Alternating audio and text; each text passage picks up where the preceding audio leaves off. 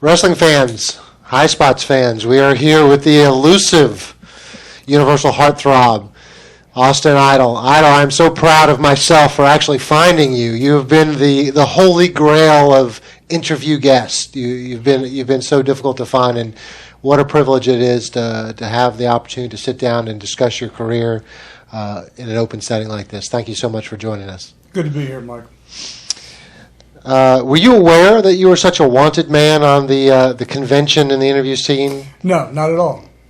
No idea. I mean, you checked out of wrestling, several years back, and you've had it. We'll talk about this. You've had a pretty successful life after wrestling, which is a great story compared to a lot of the stories we hear of wrestlers today. But you kind of just blocked wrestling out for years up until now. Wow, Totally. Mm-hmm. That's amazing. I want to, over the course of the next 2 hours, I want to talk about why and how you were able to be successful in that, and maybe it's a nice lesson for some of the other wrestlers that haven't been able to make that transition. Be fine. I want to go back to the Mike McCord. Before Austin Idol, Mike McCord. What kind of athlete were you as a youngster before you even got into pro wrestling? Baseball, basketball, football. Baseball was my forte. To what level did you get involved in baseball? Gosh, I was really a very good baseball player. I mean, obviously not good enough. I didn't make it, but really good in Little League. Going back, way back, really good in Little League. Set some city records this was in Tampa, in Babe Ruth League as a pitcher. Had 3 no-hitters in a row. Oh, wow. Oh, yeah. So I was good. I was good on the mound. Played high school. Couple years in high school. Third year I didn't play. Not sure why. Probably immaturity. You're young, you make stupid decisions, and that was probably a very stupid decision. But my first 2 years in high school, I mean, I did pretty well. And we had the school that I went to, we had some players. I mean, we really had some good athletes, Played some American Legion baseball. Worked out with the Los Angeles Dodgers when I was 16 in Clearwater. There was four kids from the Tampa area, but this was before Tampa Bay. It was Tampa. But there's 4 young kids that were invited to work out with the Dodgers. That was Clearwater. And that was a big deal, and I was one of them. And, I think I probably had some tools, but just they didn't go all the way. When did you get involved in like bodybuilding and weightlifting? Gosh, young. Yeah, probably 14, 15 years old. What attracted you to weightlifting, bodybuilding at that time? I went over to a buddy of mine's house. It was a summer, and I hadn't seen him in a while. And he was playing his guitar, but I noticed this guy looked great. He wasn't the guy I saw 3 months ago. He looked great, and he'd been working out. And I said, "Wow, that's a pretty cool look." So I started then, and just kind of started. It was an introduction, and I never stopped. At this age, did you have really any knowledge or interest in pro wrestling? Oh no, none whatsoever. No. Who introduced you to pro wrestling? Wow, pro wrestling. God, that's a story. That's a story in itself, obviously. But I was working out at a gym in Tampa. And I left that particular gym, and I really didn't know where I was going to go. And there was a club in Tampa on Davis Island. Back then it was called the Island Club. And I met this guy, Mike Graham, Eddie Graham's son. Mm-hmm. And somehow in conversation, we were just talking. We seemed like we hit it off pretty good. And Mike asked me, he said, "Where do you work out?" I said, "Well, right now, nowhere." He said, "Well, why don't you come over to my house?" My dad has converted our garage. It was a double-car garage. He converted to a gym. He said, "Come over there and work out a little bit." There you go. Started working out there and got to know Eddie and got a little bit. And, of course, got to know Mike very well. But that whole time you didn't even understand how important the Grahams were to wrestling. Oh, I knew. Well, I knew because Eddie Graham, obviously everybody knew who Eddie Graham was. I mean, he was a big deal. And but even at that point, I really didn't have an interest in wrestling, but it just kind of developed. It seems like almost from the beginning you had a tour of Australia, from what I understand. Yep. It must have been the first year you were in the business. Yeah. Was that through the Grahams? No, it was, let me see. I started in Tampa briefly. I went to Nashville, Tennessee for Nick Goulas. I'm going to make you a star, boy. So I starved for about 6 weeks there. But prior to leaving Tampa to go to Nashville, Jerry Briscoe, who was working in Charlotte at the time, came in to work a couple of shots with a tag team with his brother Jack. And there was Jack introduced me to Jerry, and in the conversation, he said, hey, listen, if things don't go good for you in Nashville, here's my number, give me a call. And I did, because things didn't go good for me. You usually don't with Nick Goulas. Right, so I called Jerry, and Jerry said, well, let me see if I can get you in here in Charlotte, which he did. Gary Hart was in Charlotte at the time. Gary was leaving to go to Australia. Prior to Gary's departure, he said, I don't know if you'd ever be interested in going to Australia, but, there might be a spot for you there. I said, yeah, I'd be interested. A couple of weeks later, after Gary was gone, I got a call from Gary. I'm in Australia. Now people get into wrestling and there's developmental territories and, wrestling schools. Talk about your early, understanding and how you got involved in the wrestling in the very beginning. What was your training like? Brutal. I mean, really, my training really, first of all, was brutal, because I'm positive it's not like this now, because it isn't. Everything changes. But I can't even call it training. But when I started in Tampa, it was really warfare. I mean, they were just trying to make me quit. So it wasn't anything about learning anything about professional wrestling. It was all amateur wrestling. Mm-hmm. And I would fight for my life 3 days a week. I would go down to the sportatorium and literally fight for my life. And they had studs there. These guys were wrestling studs. Jack Briscoe, Bob Roop, Hiro Matsuda, and I used to have to get in there with these guys, and they knew what they were doing, and they would take me to the limit without killing me, but I wouldn't give up. I wouldn't quit. So, eventually, finally, they said, well, I guess this kid's, he's too dumb to quit. So maybe we'll let him do something. Why did you quit? Was it the money on the back end if you got through this, or was it? Yeah, it was. I thought, well, listen, really, as far as education, I got a high school education, so I didn't really have any collegiate type dreams of going to college, and I thought, well, maybe there's money in this thing, and I'll just keep going. So you had a bit of an understanding that this was all a process you just had to get through to get to the point where the Grahams and the other established professional wrestlers. A lot of people go into it and they don't even know that it's part of the actual process. Right. I was the first local kid to break in Tampa, Florida. That was a big deal. They just didn't do that. Mm-hmm.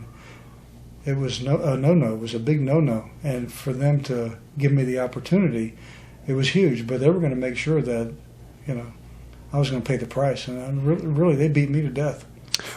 But I learned something. What I really learned from it is that if you want something, you don't quit. Sure. How long were you in the Mid-Atlantic wrestling area I guess probably around 1972? Not long. Jerry got me booked here, and gosh, I couldn't have been here more than I don't even think I was here 3 months. I really don't, and I was doing well. I got my first break here in Charlotte, and but then I got the opportunity to go to Australia, and I took it. It wasn't received well. What do you mean?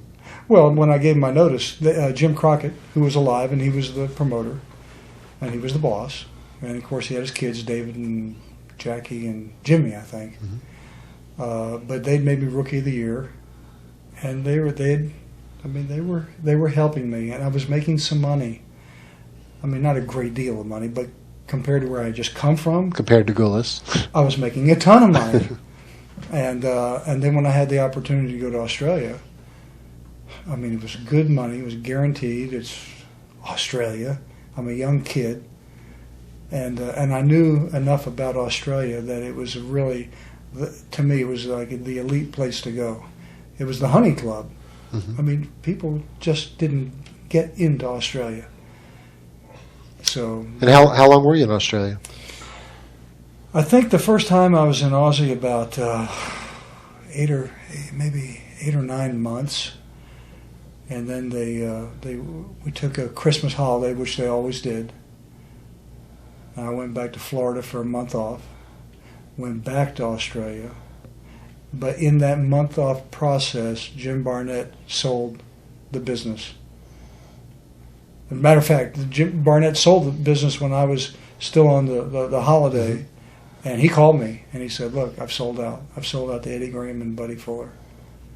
He said, but I'd like you to go back to be part of the crew that was in place to give them an opportunity to start whole. And I was one of the few that went back, because a lot of the guys that were working for Barnett, they said no. But I was young, and I wanted to try to do the right thing, so I went back. But I didn't stay long. So what did you learn in that? Because it sounds like most of the early matches you had was in Australia. What did you learn in the beginning of the career? Oh, now we're talking about Australia? Mm-hmm. What I learned in Australia was psychology. I learned psychology, how important it was. But, I mean, I was around guys who were masters. I mean, Mark was brilliant. Gary Hart was brilliant, and being that Gary got me booked over there, it's not so much that Gary took me under his wing, but any question I had about anything, Gary was more than willing to tell me. And I learned, I really got an education, and I was like a sponge. Mm-hmm. I soaked it in. So I got a lot of great information from guys who were masters. I mean, it was like old master paintings. They don't do that anymore. They still don't do it anymore. But I was lucky. I learned a lot from those guys. The psychology of the business. The next territory I have you placed in is you had an opportunity to work for Vince McMahon at WWF. Yep. Who opened that door? Well,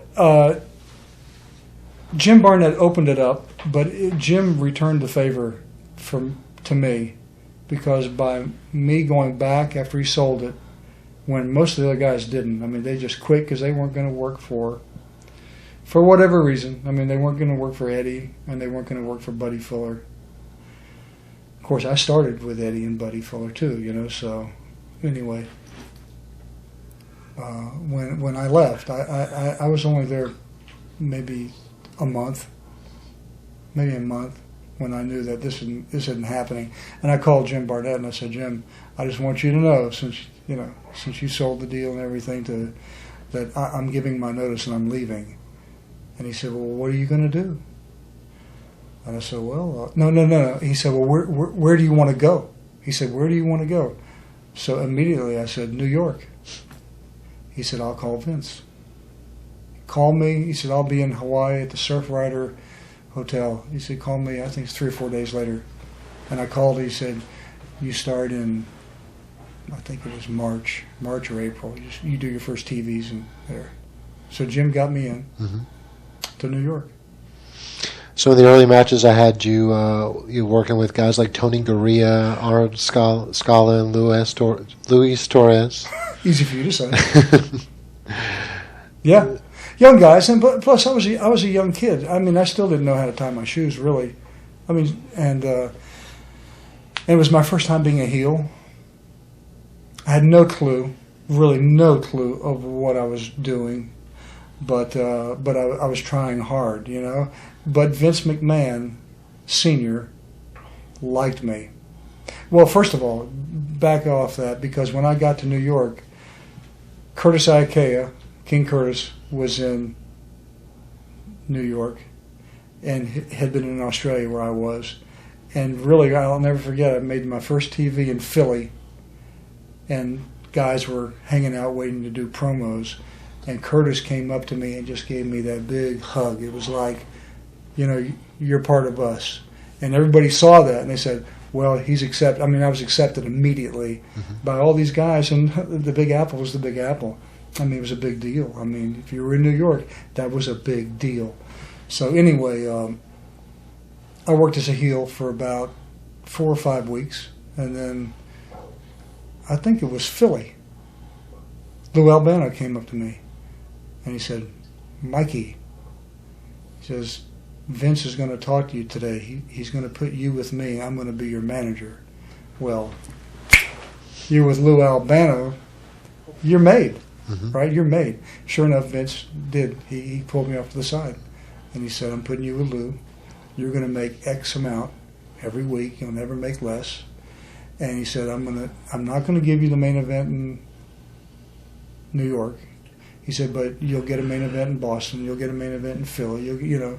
And he said, you did. You headlined a lot of cards with Pedro Morales. Yeah, and but the great thing about it, and the thing about Vince Senior, I mean, and his legend was, you know, I mean, if Vince said it, it's done. It is a done deal. He's going to do it. And sure enough, and he told me, and this is honest to God, this is true. He told me, he says, "You stick with me, kid. You'll have." He said, "I'm going to make you a superstar, and you'll never have to go anywhere else." 1973. Which will probably be the theme of the rest of this interview. Wow, man. Just a couple of matches that I just wanted to see, and a couple of guys, opponents that you wrestled that I wanted to see if you had any distinct memories of. Do you remember being a second in a boxing match involving Lou Albano? Yeah, I do. I can't quite remember who Lou would have been boxing, but absolutely remember being. I think it was Freddie Blassie. Freddie Blassie! Wow, yeah. I don't remember the details. I really don't remember the details or where it was, you know, or how many times that occurred, you know, but yeah, I do remember. Well, you did. It was just months of entering the WWF. You were main eventing with Pedro Morales in a lot of these big cities, but you didn't stay there forever. In fact, it looks like you left less than a year after you started. What changed in that time? What opportunities came up? You know, it's silly, you know, but the thing is, when you're young, you know, sometimes you just don't think about the big picture, or you think whatever it is, it'll be there forever. I mean, it's a youthful mindset. But it was, I think I was there about 11 months, something like about 11 months, and I was living in Connecticut, and man, they had this big ice storm come in. I mean, it was a crystal palace. Everything was frozen. I'm looking around. I thought, you know, Florida boy, right? I had that Florida, the sun, the beach, the palm trees, you know. I said, you know what? I don't think I'm going to continue to do this thing. So me being the rocket scientist that I am, what a brilliant decision. I decided I think I'm gonna get out of here. So I'll never forget giving Vince McMahon my notice. Well, nobody gave Vince McMahon the notice. No, they didn't. Nobody. They were lined up begging to get in there. You don't give Vince McMahon. So you're telling me the sole reason for leaving WWF was ice, baby. The weather? Ice. Wow. So what was that the day like when you gave him your notice? Just pop in there? Wow. Yeah, I mean, it was just Vince. It was just me and Vince, you know. And I said, Vince, I said, I'm giving you my notice. I said, of course, I told him I appreciated everything he had done for me, and, you know, yada, yada, yada. I mean, I really, and which I did, you know. And I said, I think I'm going to go back to Florida, you know. And he definitely had a look that it was bewildered, like, kid, you really don't know what you're saying, you know. But, he was Vince, and he didn't try to talk me out of it. I mean, and if he would have, I'm pretty sure that I would have stayed, because he was iconic. Mm-hmm. But he really didn't, and he said, well, listen, would you please come back for a couple shots in Boston, or we're at New York, I think. It was 2 or 3 shots, would you come back? And I said, sure, but I really thought that, just the naivety of it all, stupidity is probably a better word. The stupidity of it is that, well, I can leave here and I can go away, and if I want to go back, as long as I leave in good graces, I do whatever I need. And I had great work ethic. Well, so I left, and that was the end of New York. Before you left New York, did you already lay the groundwork for where you were going to go next? No. I went back to Tampa and just took some time off, and I just figured something would develop. And what was the first thing to develop? Let me see. I left New York in '73. Obviously, it was winter, ice. Took some time off.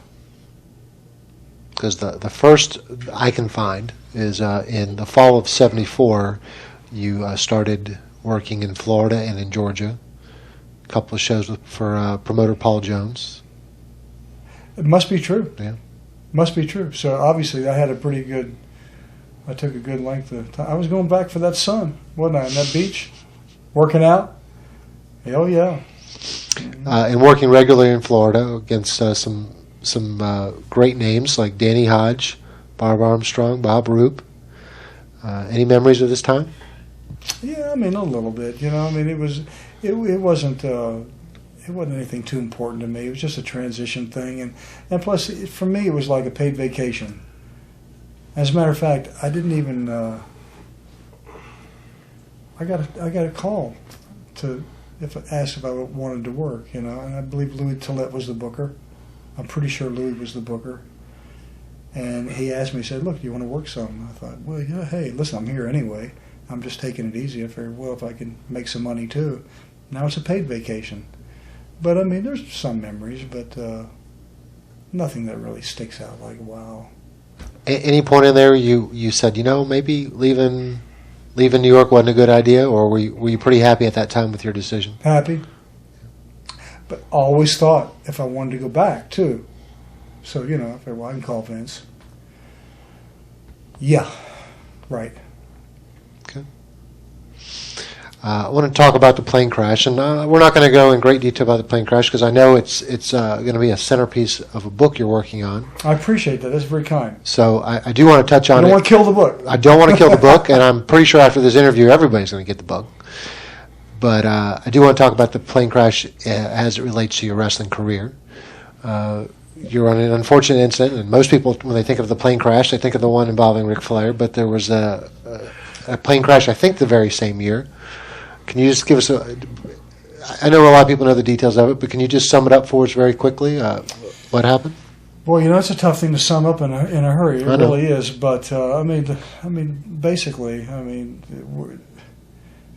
it's a long story. It really is a long, very interesting story, and there's going to be it's going to be a major part of my book. Because most people don't survive plane crashes. They just don't survive plane crashes. But, the bottom line is we crashed coming back from Miami. We were wrestling in Miami. And the weather got funky. Somewhere between Sarasota and Peter O'Knight Airport, which is on an island. And, of course, an island surrounded by water. Water's black. And then you've got bad weather to go along with it. Buddy Colt, he flew it in the water. He flew it in the water, and crazy. You're supposed to be dead. You got about that long for it to register. You're dead. How long before you went down did you know you were going down? I knew the plane was, we had tried to land one time because the weather was foggy, visibility was hideous. Buddy wasn't instrument rated. So anyway, he was flying somewhere where he shouldn't have been. That was a big issue, you know. Mm-hmm. But anyway, so he circled around. When he first tried to land on the airstrip, he was too high. So when he circled around, he went over the residential area back. It was a good thing. I mean, it crashed. It was a good thing he crashed in the water, not in a neighborhood. And he lost. I'm sure he lost airspeed as he was banking to go back to the runway. You know, I'm sure he lost airspeed and he crashed. You know, and the last thing really that I remembered, I mean, I was really focused on. I'm looking for the runway too. You know, I mean, it's a very tense moment. I bet. Nobody's talking. There ain't no jokes here now. I mean, everybody's intense and everybody realizes, you know, this is serious. And the last thing that I saw was Tampa Bay, the waves of Tampa Bay, and it was choppy that night because I saw the whitecaps. And as soon as I saw it, I mean, by the time that's why I went like that. By the time my brain registered we're crashing, and it really didn't even register we're crashing, I fast forwarded to you're dead. I thought it was dead. But obviously wasn't my time. It was Bobby Shane's, but it wasn't my time. And I wanted you to speak about Bobby Shane because when I talked to performers that got to work with him, they talk about what a great young talent he was, and I never had the opportunity to view anything he did. What are your memories of Bobby Shane? Ahead of his time. Bobby was ahead of his time. I mean, he really was. You know, and you know what? I really didn't know Bobby that well. We just happened to be on the same plane together. But Bobby had come into Tampa and taken over as the booker. And but you know, he had his own package, you know, and he packaged it well. Don't give up. Don't give up. Fight forever. Don't give up. Fight forever. Don't give up. Fight forever. Fight forever and ever and ever and ever.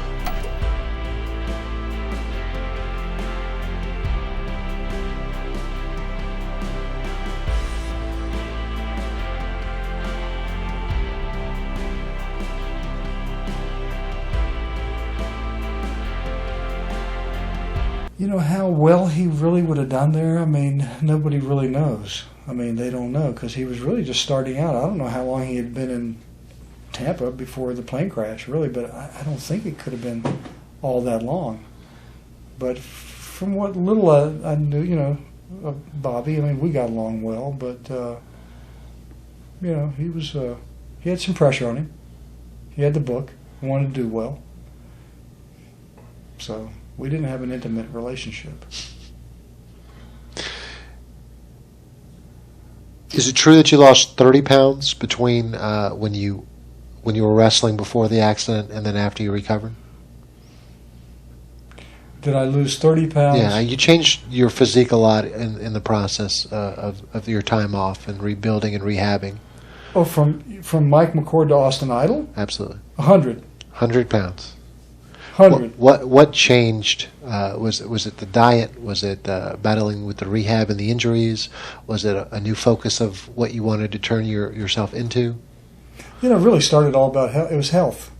It was really the purpose was health, because you know, it was. I mean, when you can get away with things when you're young sometimes, you know. But I was about 300 pounds, and. Do you think your size helped you in some ways with absorbing some of the impact of the crash? I mean, you came out of everybody, you probably came out the best, and it was certainly devastating. I think so. I think probably. You know what? Really, I don't know. I mean, I say I think so, but it could have just been the luck of the draw. Luck of the draw. Know? I mean, the luck of the draw. But anyway, it was a health thing. You know, I figured, you know what, I'm going to knock off some weight. And at the time, really, I didn't even, going back to wrestling, wasn't even a thought. That was my next question. It must be a strange way of looking at it. Say, yeah, rehab, come back to wrestling. It couldn't have been on even the forefront of your mind. No, matter of fact, really, I'm just thinking about this for the first time. I can absolutely remember saying, after getting out of the hospital and trying to recoup some sort of mental stability, that one of the things was, I'll never go back to the wrestling business. Never. Ever. I had made up my mind, never again. But then, I started knocking this weight off. Weight kept coming off, and it started kind of looking decent, looking good, and I thought, you know what? Maybe we'd make a little change here and there, maybe. So obviously, I went back to the wrestling business. So, there must have been a light bulb where you said, yeah, okay, that's it. And then you refocused and said, I'm coming back. Yeah, because there weren't too many guys at that time that physically looked really that good. It's not like I looked great, but still, you had a few guys, you had Billy Graham, Superstar Graham, and a few other guys that, they stood out from the crowd because they looked so good. So I thought, you know what, maybe I'll be one of those numbers and see what I can do with it. A lot of people wrote that Austin Idol came from this time off, and maybe you having the time to reflect on what you would do differently with your career. But in fact, when you came back from the injury, you continued working as Mike McCord. You didn't initially come back as Austin Idol. Right. I went to Atlanta. Did you? Yeah. Well, I had you. I think I did. You went to Texas at some point in Gary Hart's book as Austin Idol. Yes.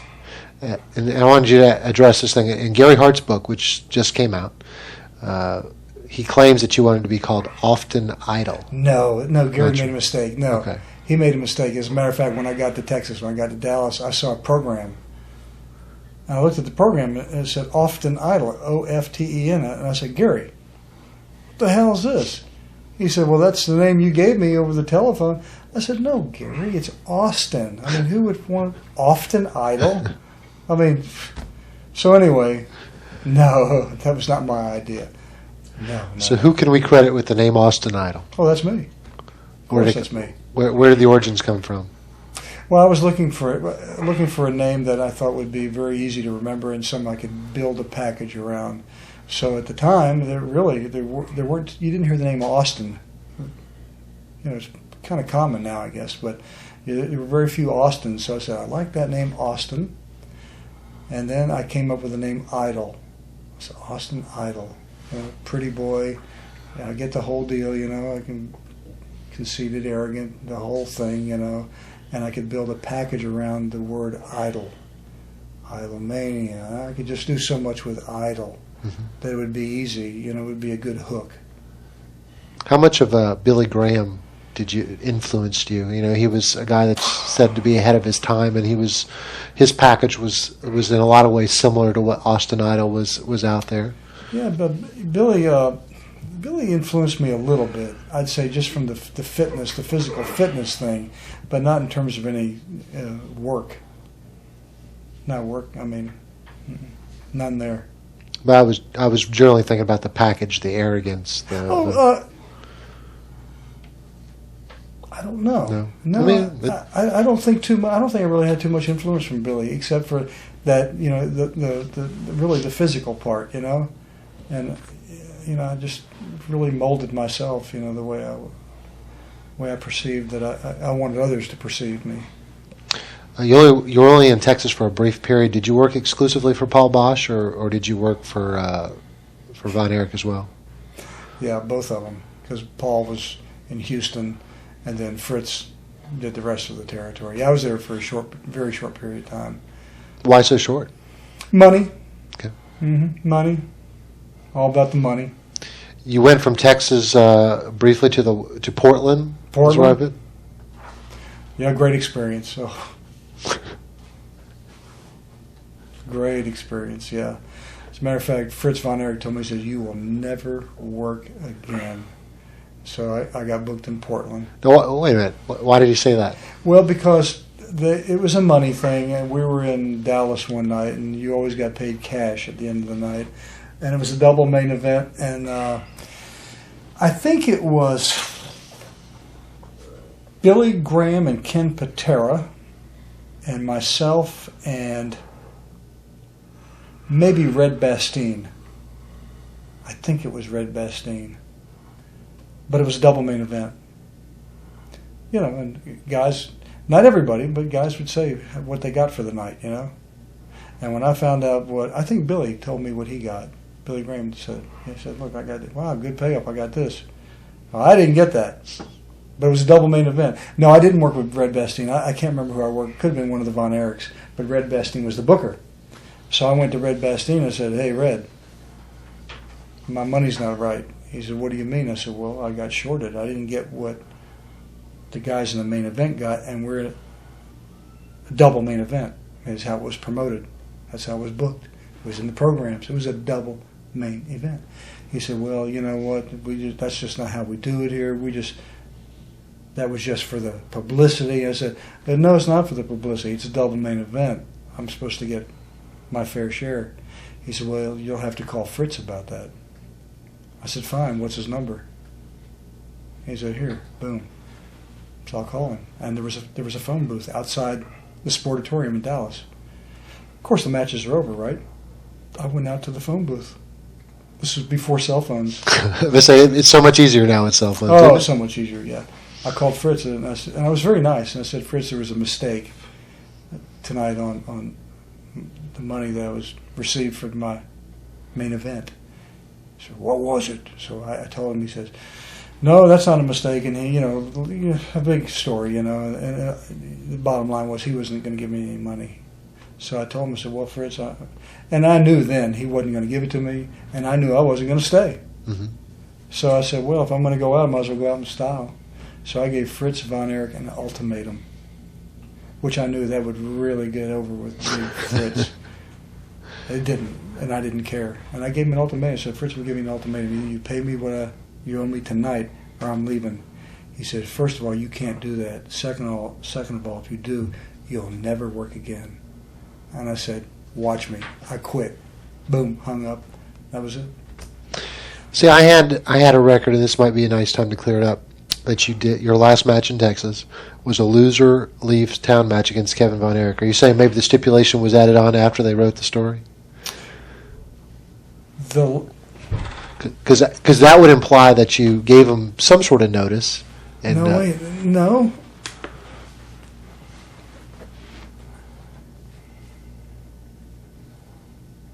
Where was it? In Fort Worth or Dallas? I don't have the city. I just have May 29th, loser leave town match against Kevin Von Erich.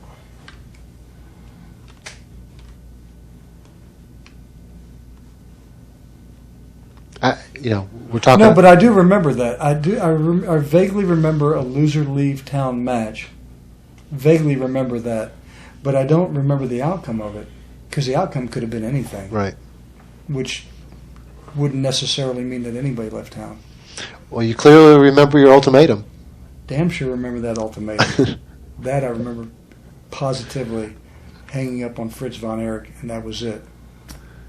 So you went to Portland shortly after that. Portland, horrible experience. Beautiful country, horrible experience. Horrible, terrible experience. Elaborate on horrible. Well, it's the people. I mean, it was the people. Dutch Savage was the booker. Dutch and his cronies, and it was just terrible. It was Mickey Mouse. It was all Mickey Mouse, and nobody was serious about the business. I mean, nobody really. It was Mickey Mouse. And I stayed there, I think, for maybe, 6 weeks. Mm-hmm. I may have wrestled for 6 weeks or so. It could have been a little bit longer. It wasn't much, but I knew that I can't take this. I mean, this isn't business. They're not doing business. Mm-hmm. This is Mickey Mouse, and no one's paying attention to business. It's not me, so I quit there too. But I stayed there for a while. I enjoyed the country for about 2 or 3 months, I think. The next territory I have you in was Detroit. Detroit, I had gone to Tampa, and I was in Tampa.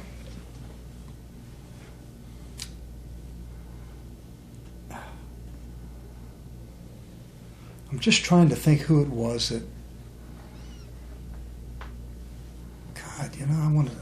For some reason or another, I think it was Terry Funk, but I'm not positive, honestly. But somehow or another, there was a connection there, and I would work Detroit on the weekends. Yeah, that was interesting too. The Sheik, horrible. Sheik was a check bouncer. Was right. So he but he was, but you know what? I had heard that.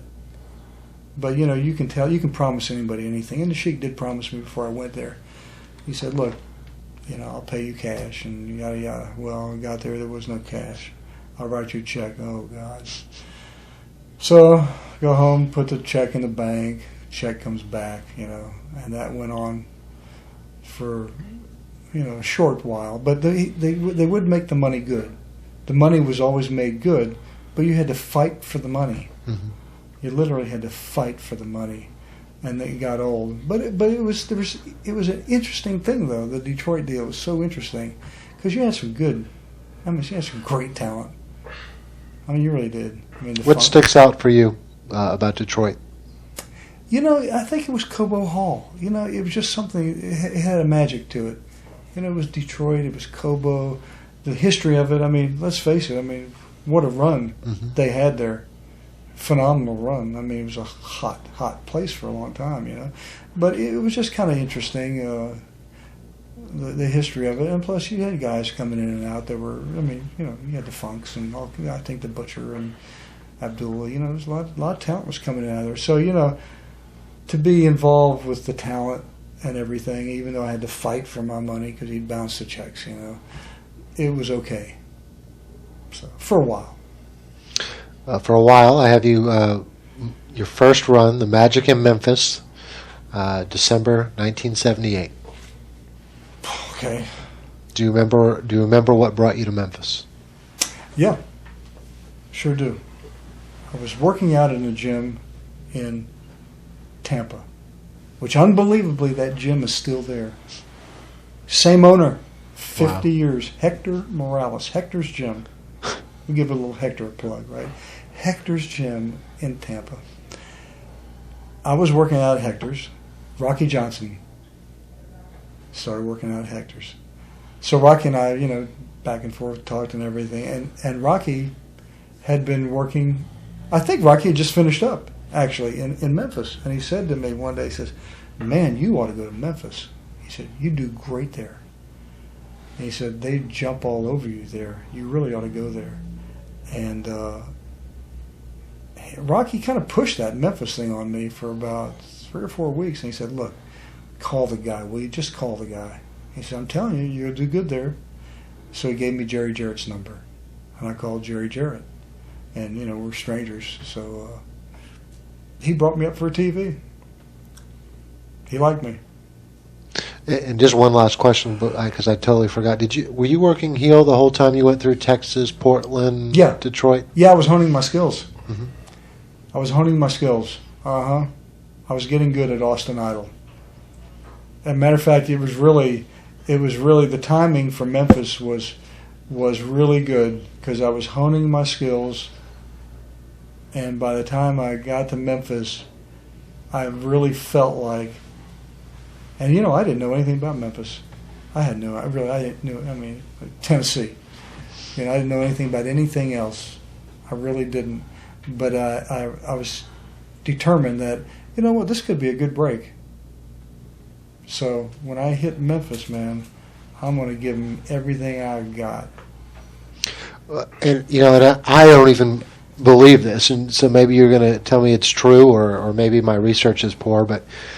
I have you in Memphis 3 weeks before you beat Jerry Lawler on a Christmas night.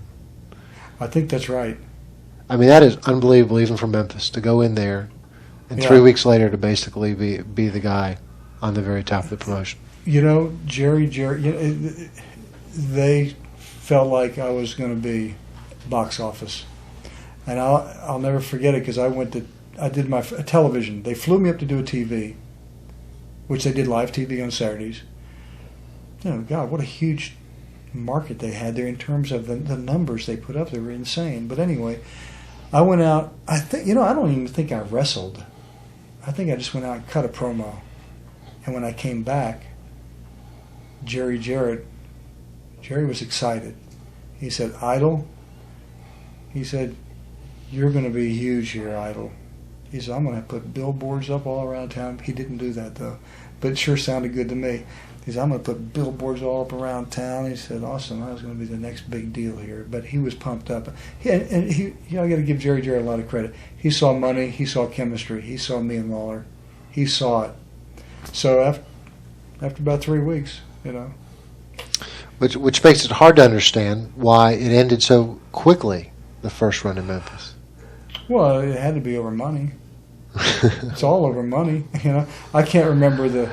Well, I have the last match as being a tag match that actually involved you and Mil Mascaris, which I've never even heard of him working as a heel anywhere, against Lawler and Fargo. Okay. Does that jog any memories? I remember the matchup. I remember the match and having Mil Mascaris there. But anyway, there's so many. I had such a long history in Memphis. The different circumstances of why I left one time, and there's so many reasons, and it could have been anything. It really could have been anything. But I don't know. And it made. But I would certainly think it had to be money, though. I always default to the money. Mm-hmm. And if you say you're going to do something, do it. If you don't do it, then you're a liar.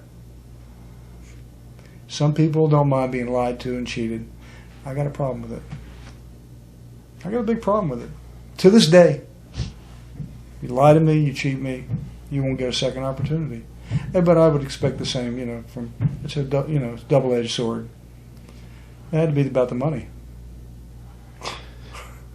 Well, you went into Georgia, and I was going to say I didn't know if it was an opportunity, being Georgia was a national stage for you, or it could have been about the money.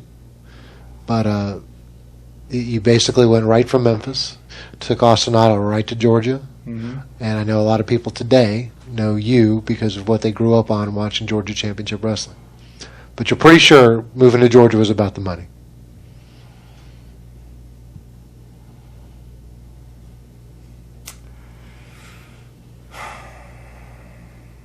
Gosh, unless, who would have been the booker in Georgia at the time? Would have been Ole Anderson?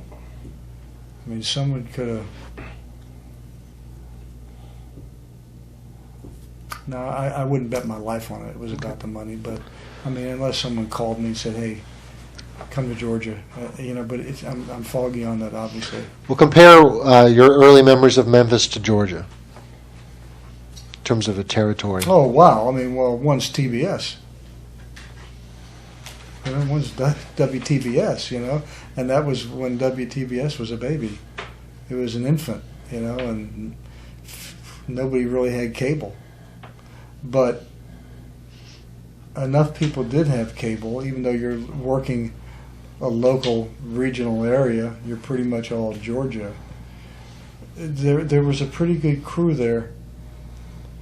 There was some pretty good talent there, and they were drawing good money.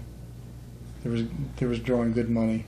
See, I thought it was Austin Idol, thinking about a national stage. No, you know what? It really wasn't. It's simply because the cable thing was still such a baby. Only the big people, Turner, I'm sure Vince. I'm not sure if Senior was still alive, but Junior. They had been thinking about cable Mm-hmm. in the 70s. I know that for a fact.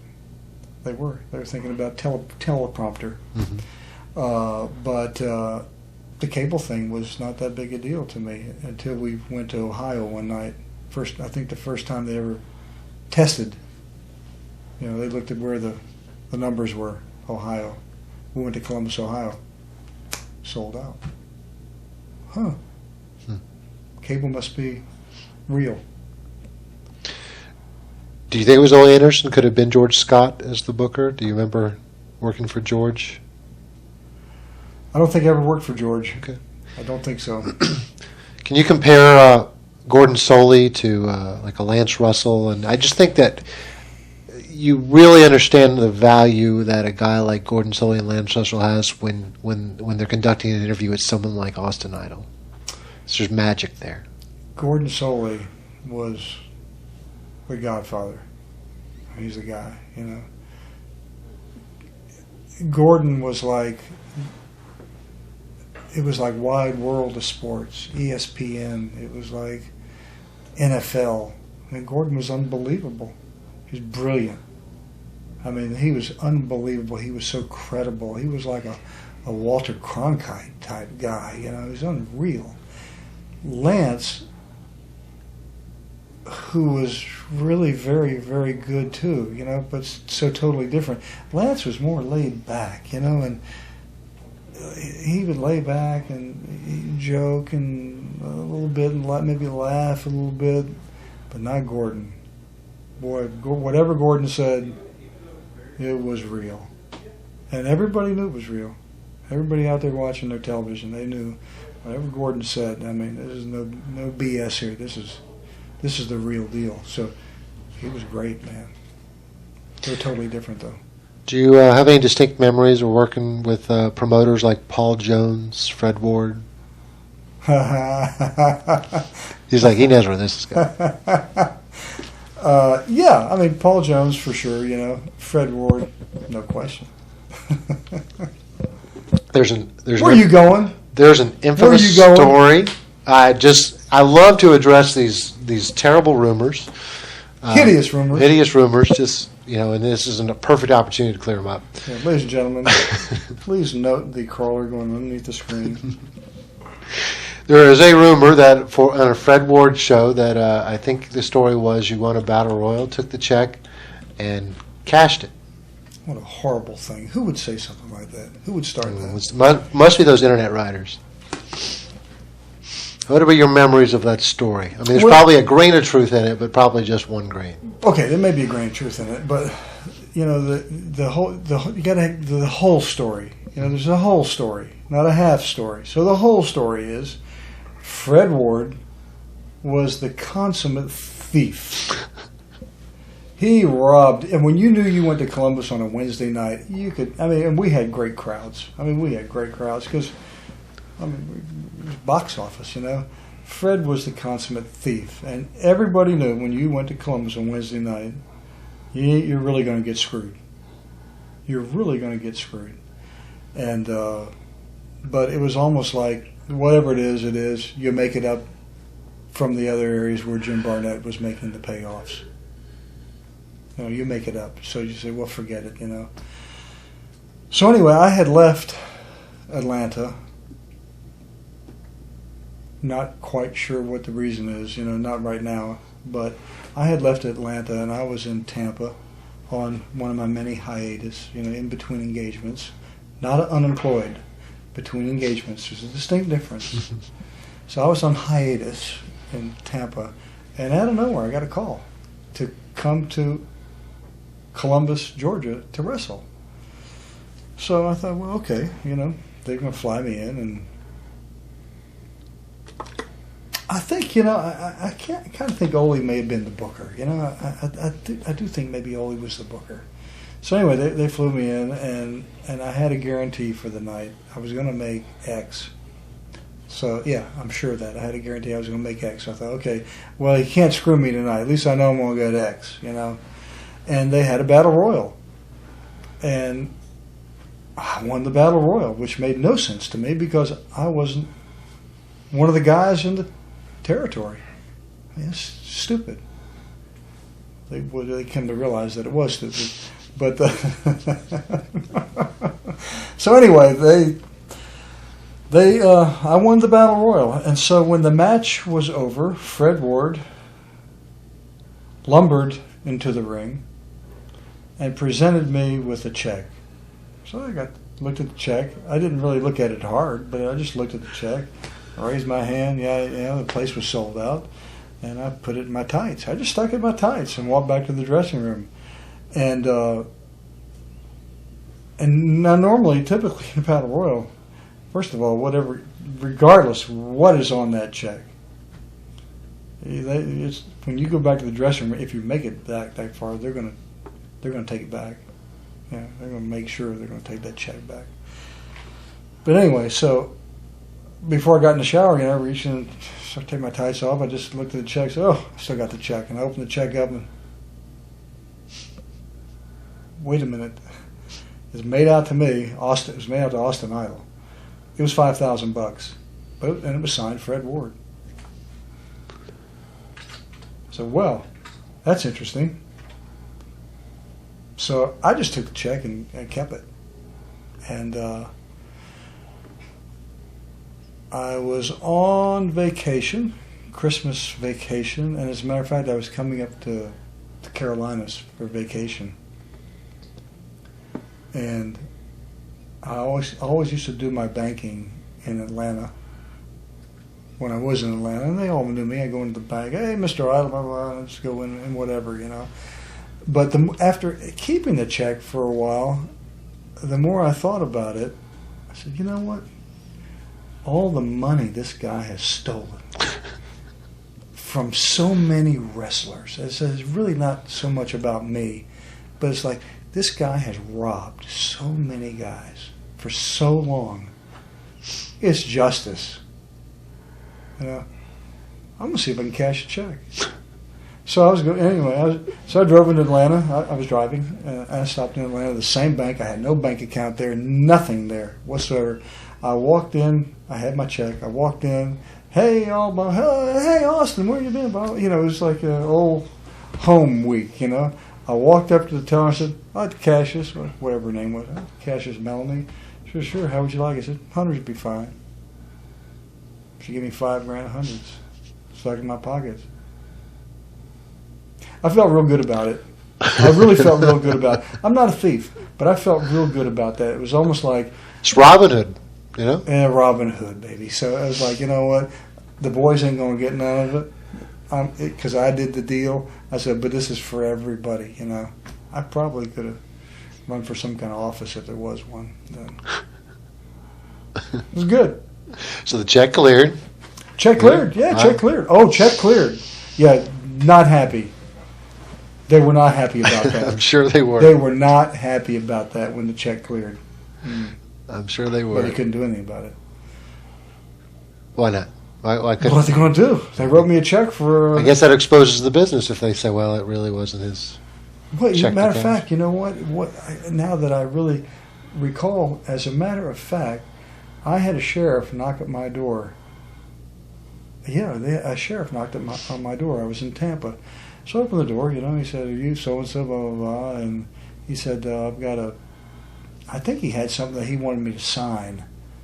He wanted me to sign something for Georgia, whatever. And I said, well, sign what? What's this about? He said, well, it's something to do with a check that apparently you cashed a check and you shouldn't, the deputy or whatever. He was kind of going through a scenario. I said, wait a minute. I said, I really respect what you're doing. I said, but, you have a job, you perform it, and you get paid. And when you get paid, you accept your check to be for your services, right? Time for dollars. He said, well, yeah. I said, well, me too. So I wrestled. I won a match. I was paid. That was the end of it. But, it was the end of it in terms of any potential legal issue, but it wasn't the end of it by any stretch. They never did. They weren't happy about that. So from a legal perspective, nothing came of it, obviously, with the check. But what kind of ramifications were there, being that he was one of the promoters? Well, it was touchy. It was touchy for a while because eventually I did go back to Georgia, and when I went back, Ole Anderson was the booker, and initially I said to Ole, I said, I don't want to work Columbus, but that didn't fly. You had to work Columbus, and it was because Ralph Freed, I think Ralph Freed was, I think that's his last name, or was his last name, who was Fred Ward's son-in-law. There wasn't much conversation there because, obviously they're always there, and I was back in Columbus, There wasn't much dialogue between us, but I did my thing. I showed up and I worked hard, But from any of the other promoters inside the territory, there wasn't any ramifications? Oh, there had to be. Oh, yeah. But I wasn't hearing it. But, I knew that thing was going to... I bet you they never paid you in a check again, right? No, that was my last Battle Royal check. I think that was the last Battle Royal I won. I don't understand that. But, no, that throughout the country, that had to be a shot. That everybody, don't ever give this guy a check, but... Don't give up. Don't give up. Fight forever. Don't give up. Fight forever. Don't give up. Fight forever. Fight forever and ever and ever and ever.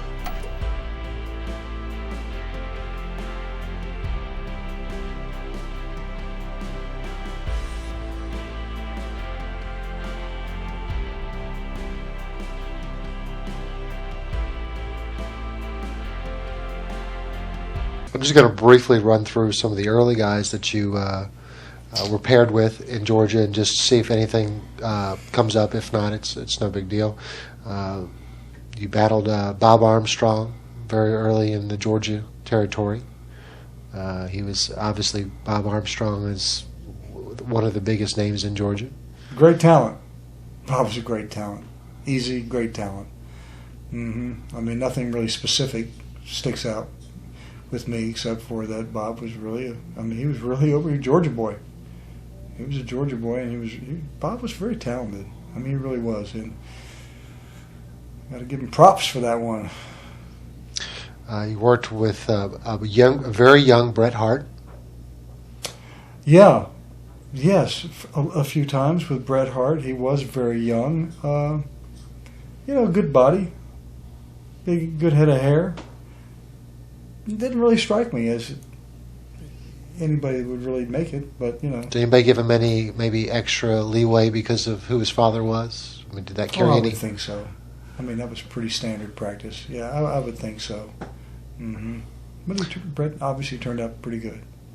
A match I wish I had on tape: Austin Idol and Sterling Golden facing Stan Hansen and Ray Candy.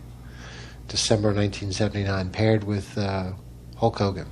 Was this in Atlanta? Yes, I believe it was. I do remember a couple times with the Hulkster, yeah. Sterling Golden, yeah. Once, I think maybe once or maybe twice there, and then I think once in Alabama. Any distinct memories of an early Hulk Hogan? I remember it when he left for New York.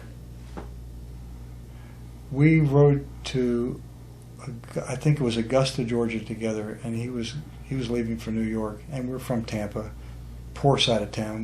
We grew up a block away, although we didn't know each other, which is kind of, we saw each other, but we didn't know each other, and he was going to New York, and he was very excited and very nervous, and I can remember telling him that when you go to New York, I said, with those huge arms that you have, you ought to call those pythons.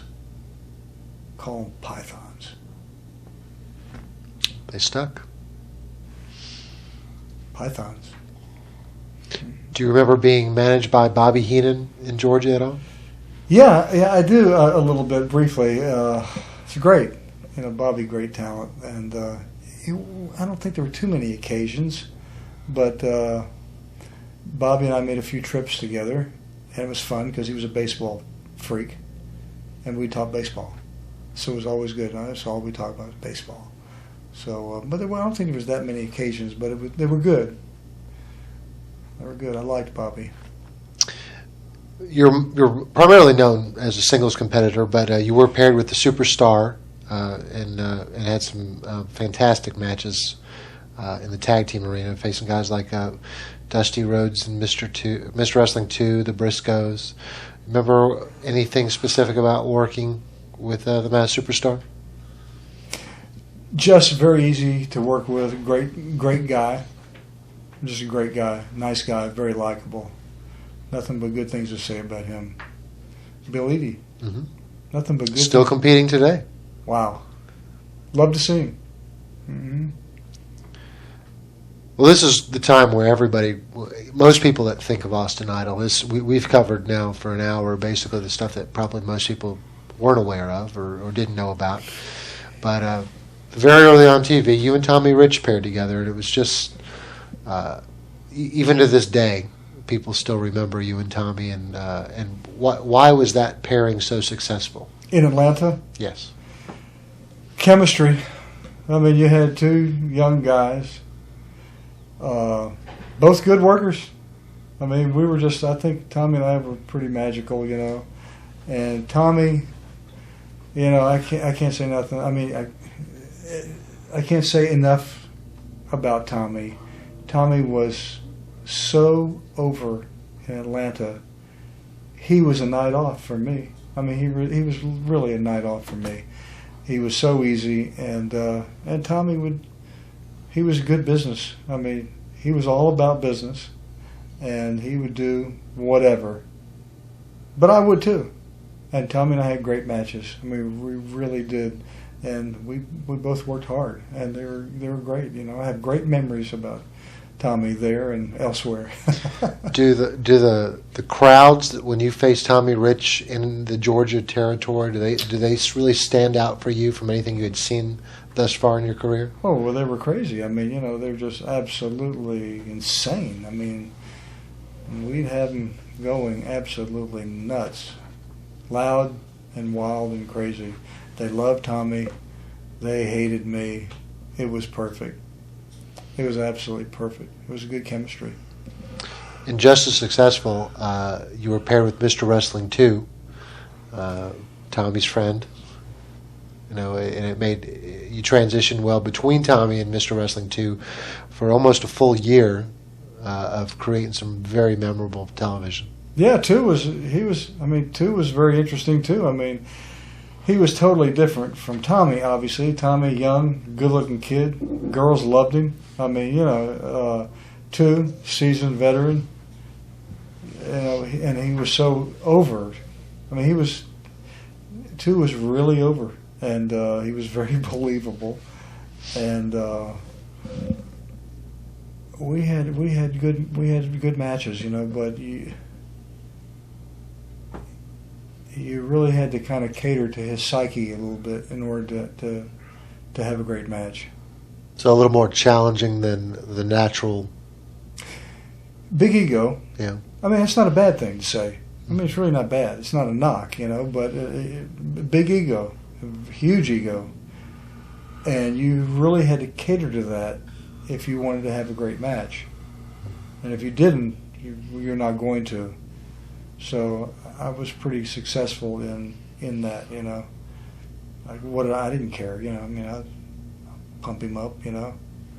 But I mean, he was a great talent too, though. I mean, he really was. I mean, he took his business very seriously, and he should have. I mean, he worked very hard, you know, and he built himself a great name. He was very successful there, so I can understand the ego thing. I can totally understand it. So it's not a knock, you know. But it was we had some good matches. We really did.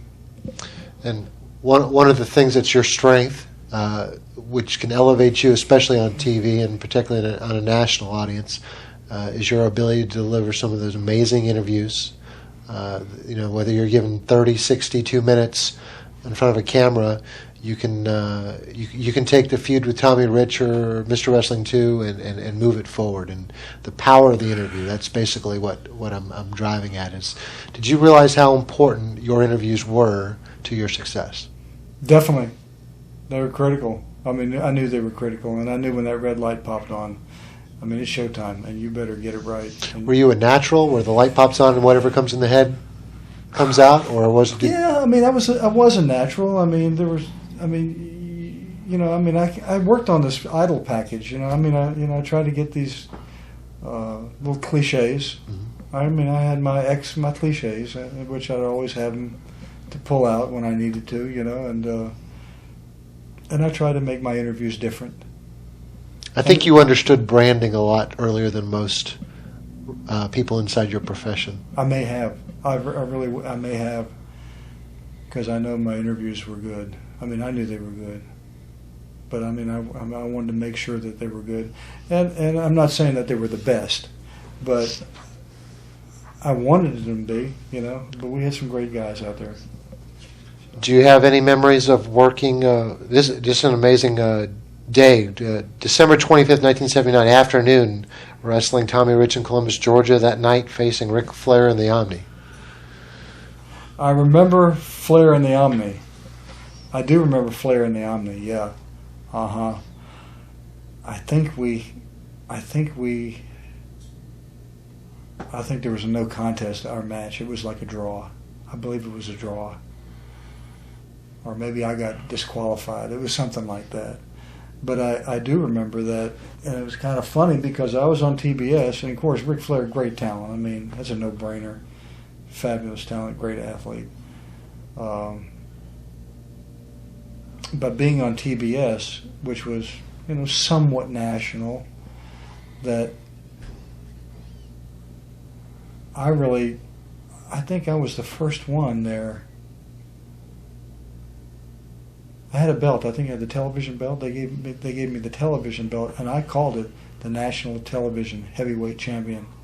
I was the first one to say national, very first one.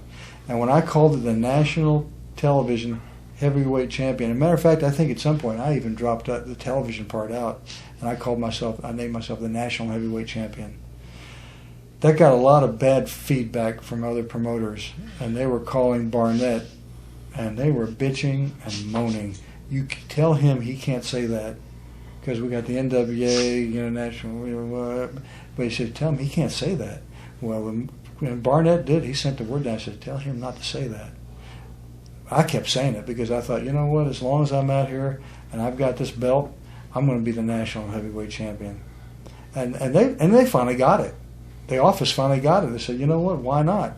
It'll elevate us. But anyway, before Flair and I worked in the Omni, I do believe it was George Scott who was the booker in Charlotte.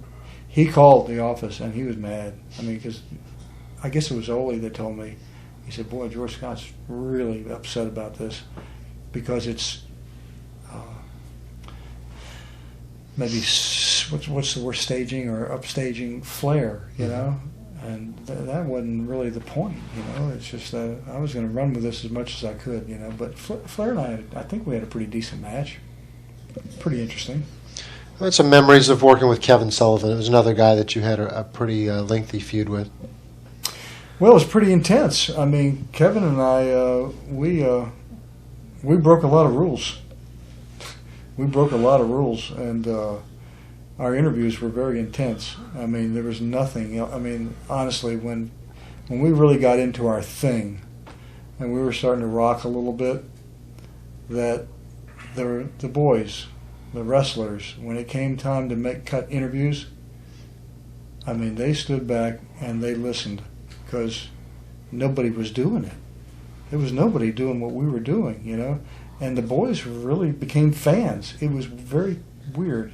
But it's true, you know.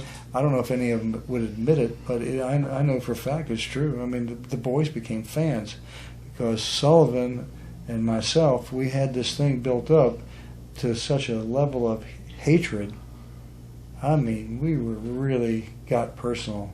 I mean, we got very personal, and I mean, the office got calls from everywhere. They can't say that, you know. But we were a pretty hot item. Sullivan and I were a pretty hot item. And not surprisingly, you're in the middle of a very successful period with Georgia Championship Wrestling, working near the top of every card. And out of nowhere, Austin Idol appears on a WWF program in Madison Square Garden, February 18th, working against Jose Estrada. It's out of the blue.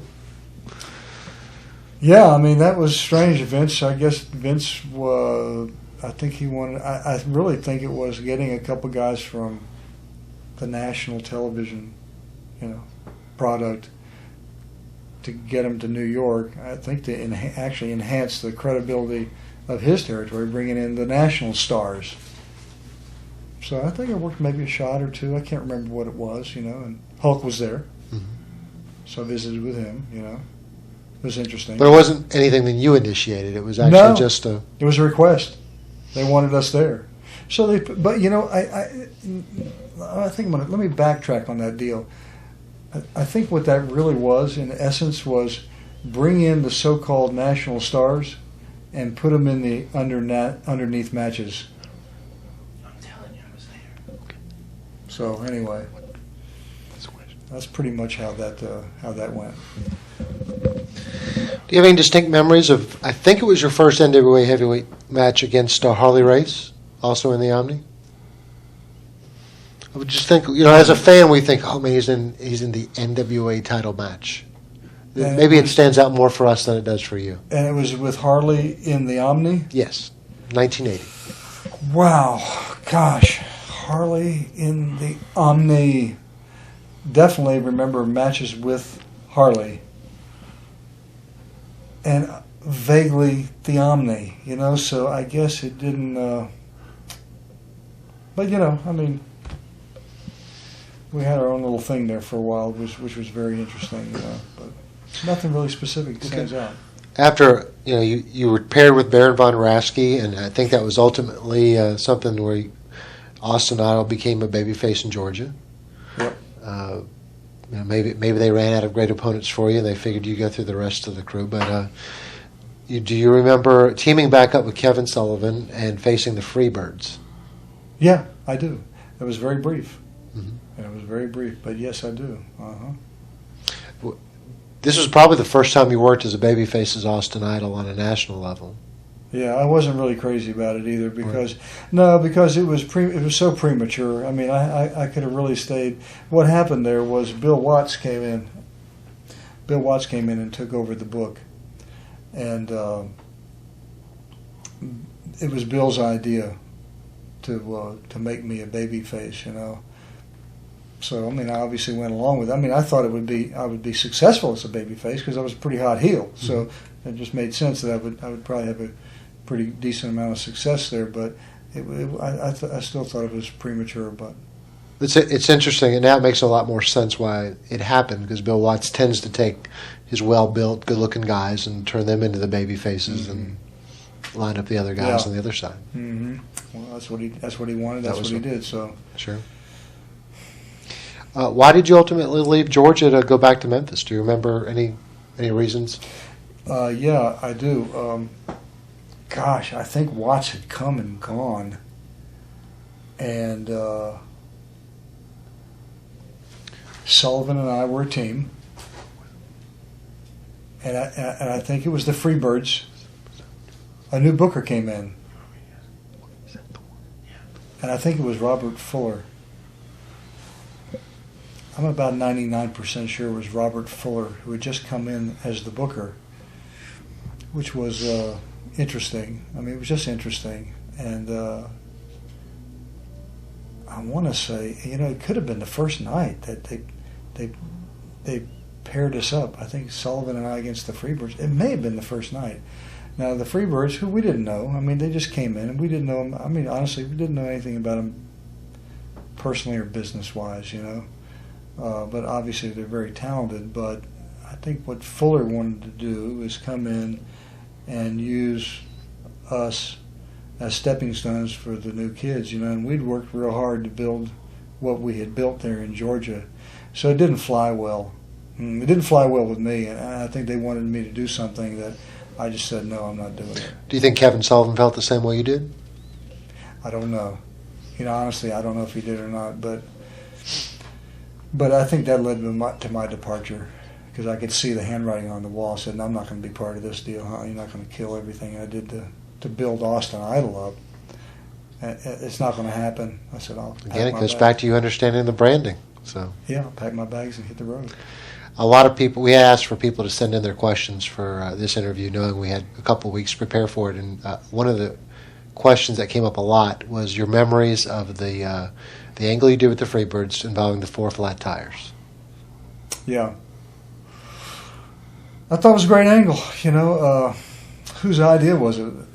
We thought it was Robert Fuller because I think he did the same angle earlier in a southeastern territory Yeah. they booked for. Yeah, I'm pretty sure it was Robert's idea, and it was a great idea. I mean, it was, so. For those people that did not see it and they haven't found the links on YouTube yet, can you take us back and tell us the angle in your words?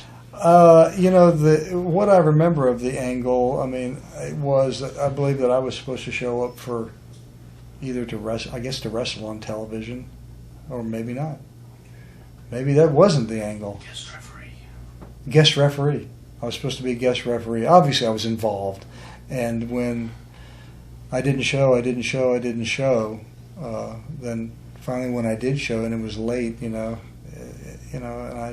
they asked me, well, what happened? I said, well, I talked about a flat tire, and then Michael Hayes came out and he said 4 flat tires, and there's no way he would have known unless he had done all 4 tires. And at that point, I knew that he was the culprit. So it's kind of a condensed story, but I don't remember all the intricate parts of it. But it was interesting that he got busted. Mm-hmm. Michael Hayes got busted, and he played that so perfectly.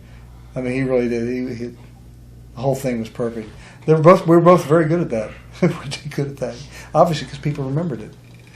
What you remember about the end in Georgia is you thought you were being viewed as a stepping stone, and you went to Memphis. So maybe it was about the money, maybe it was about the future, but you went back to Memphis and started your run with Jimmy Hart and became a member of the First Family. Yep. Just to quickly cover it, because we obviously couldn't do it justice in the time that we have. But how about the memories of your time with the First Family and Jimmy Hart? Well, it was really good. I mean, Jimmy's Jimmy. I love Jimmy, and he was great. And then the guys that were in there who were I think it was Jimmy Valiant, maybe Dutch Mantell. Oh, gosh, I can't remember even all the members. It could have been Honky Tonk may have been part of that. Honky Tonk man, Wayne Ferris, he may have been part of that deal. Killer called Krupp, maybe. Krupp was in it. But it was a motley crew, to say the least, and we're all so different. It was very interesting, and it was good. Brief as it was good. Do you have any reservations about Jerry Lawler ended up at the end throwing the fireball in the face? And again, this is a great clip if you haven't already seen it on YouTube. It's all over. Fireball to the face, and you cut a fantastic interview in the back following it, where you could see the burn on the neck. Maybe you've watched it yourself. I don't know if you have any memories or recollections of that particular angle. Sure, I remember it. Of course, I haven't seen it in a long time. But I mean, Lawler obviously trying to blind me, and he didn't quite get the job done, and it just kind of fanned the flames for the Lawler Idol,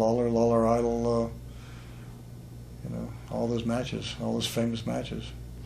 And I was almost going to skip this just because it disrupts the flow of the interview, but you did leave Memphis after that, go back to Georgia briefly, and then return back to Memphis. Do you even remember why? No, I really don't. Okay. I really don't. Obviously, there are reasons, but I bounced around. You could see. I mean, you see my pattern. You came back to Memphis in another great angle I want you to tell the story because it's more interesting when you tell it. But you came back as a luchador. Yeah, I saw the thing in Tampa actually because I was taking more time off. I was on hiatus, and I saw this angle with I think it was with the Assassin, Jody Hamilton and Dusty. And I saw the deal. And I said, "Wow, that's a pretty cool angle." I don't know how well they did with it, but I thought, that's a pretty cool angle. I might be able to do that with Lawler. And he didn't want to do it because he thought it was just goofy, stupid and silly. I said, look, if we do this right, it'll really be good, and this will get us rocking and rolling. So he went for it, and we did it, and we got it reignited, and we were off and running again. It was good, man. It was good. It was really good coming out and the outfit, and couldn't speak any English, and spoke a couple words of Spanish, and then cracked him over the head with the plaque, and jumped on him.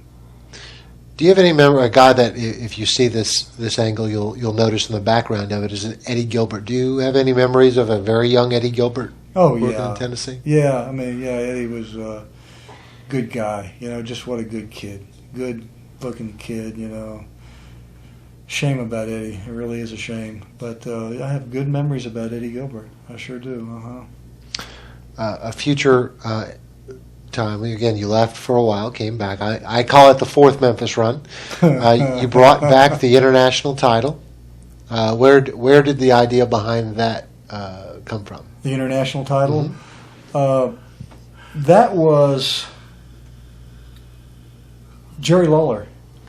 I think it was Jerry Lawler, unless it was Jerry Jarrett. But Jerry Lawler told me about it. He said, "Look, I want you to come back as the international champion. You won it over in I think Tokyo. I think we said Tokyo or something like that.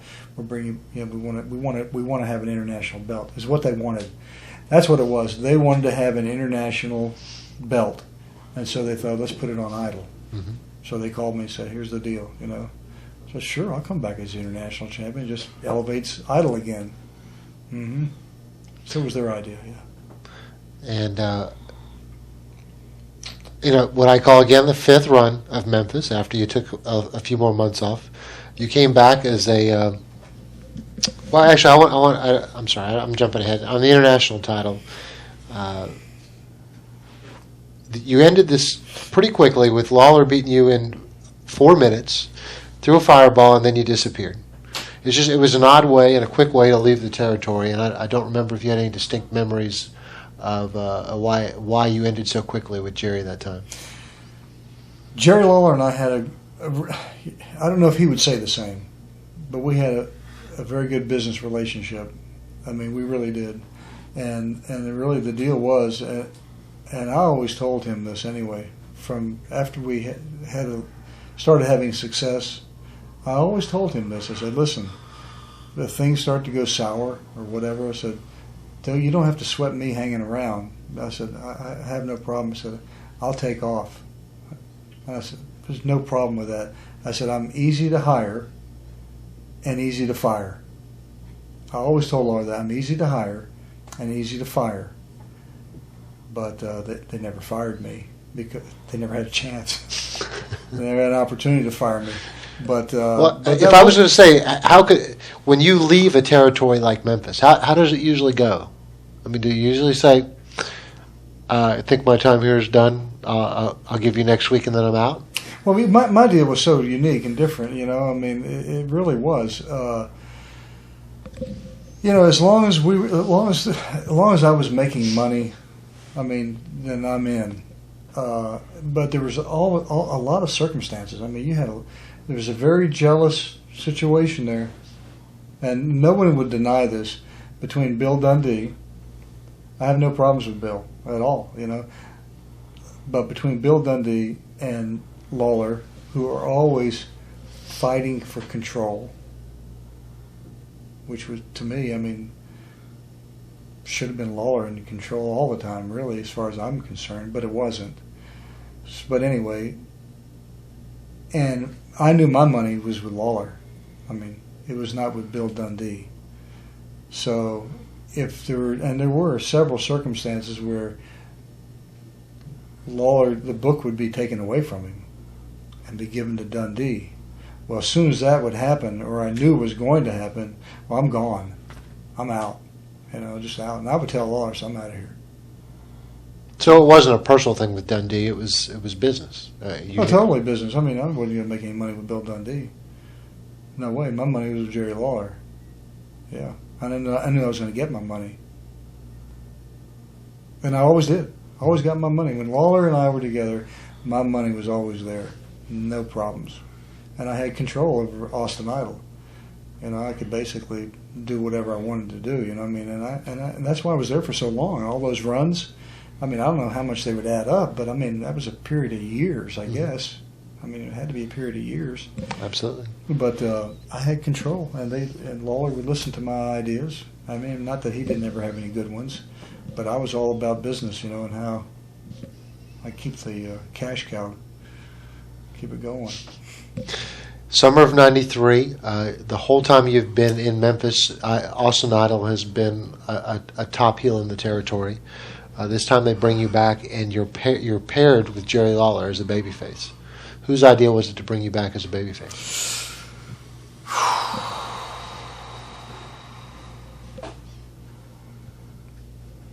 Could have been mine, but I can't say for sure. It could have been mine. I don't really know for sure, but I knew it would be box office. It was a no-brainer. Two guys that had the run they had against each other. I mean, it was a no-brainer. But Memphis, what a lot of people don't understand about Memphis. I mean, they really don't.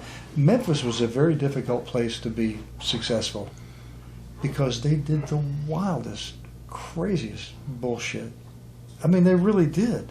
I mean, if you could have taken some of the things they did in Memphis and put them in like a territory like, say, Florida, back when Florida was Florida, it would have killed the territory. You couldn't do it. Mm-hmm. They wouldn't go for it, first of all. You can't do that. You'll kill the business. They did so many wild and crazy things that really were detrimental, that it made it so much harder for the guys on top to overcome that, to make the fans believe that, okay, that may have been bullshit. That may have been a cartoon, but this is real. I mean, it was a lot to overcome. Why did Memphis end up that way? Why? I don't know. But I knew it from the get-go. I mean, from the first time I got there, I knew it from the get-go. Because, I would watch, I'm here about business. And I would watch some of the things they did, and to me, they were absolutely hideous, and it's like, God, why would you do something like that? But they did it, and they didn't care, But Lawler, though, you got to give him credit. The guy was so hot and smart, and he just ran guys through. He ran stars through, and they were fed to the king. Mm-hmm. And whatever happened down here, I guess in a sense it really didn't mean that much because the people were waiting for one thing. Right. They were waiting for the king to come out and whoever his opponent was going to be because they knew that was real. So, but it still bothered me, I didn't. But anyway, I still. It sounds like you speak about the time with Jerry Lawler and nothing about positive memories. Is that a fair way to describe your relationship with Lawler? Was it always working together and never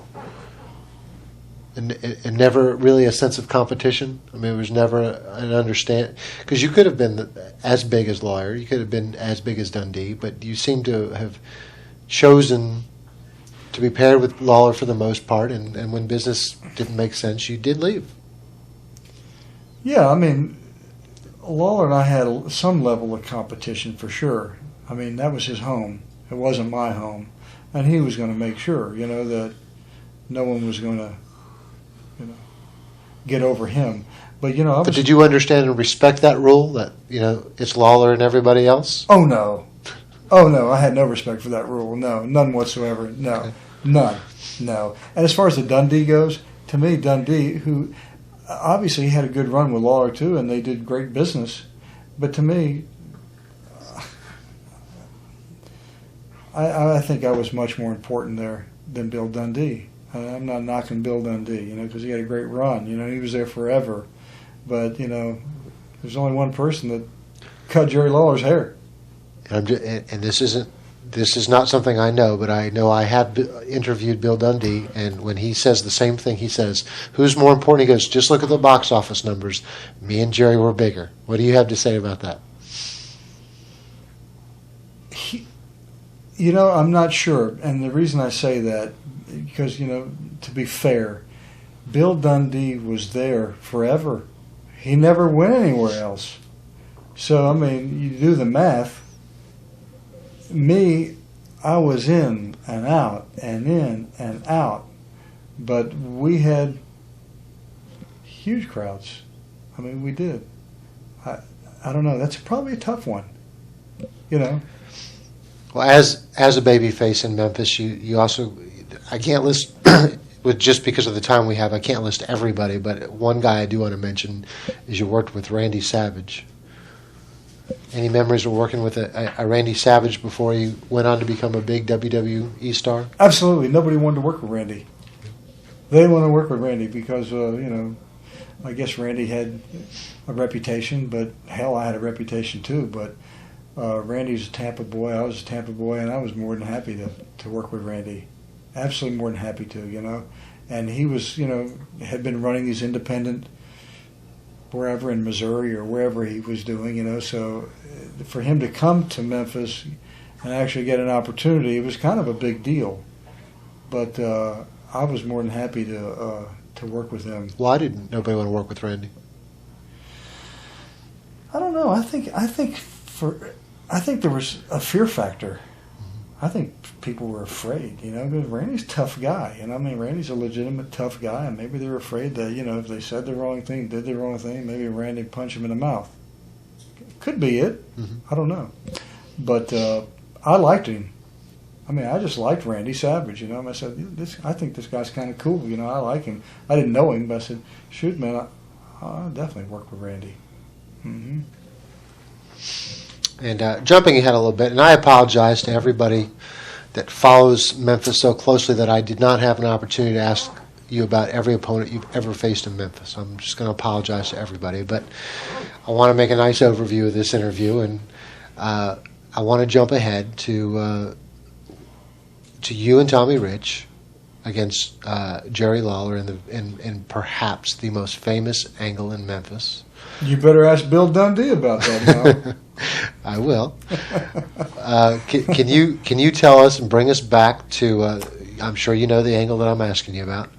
Maybe some background on it, your memories of it, and what you remember following it. Well, the first thing is, getting Lawler to cut his hair was a huge deal. That huge deal, and I told him, I said, what would be a hell of a deal?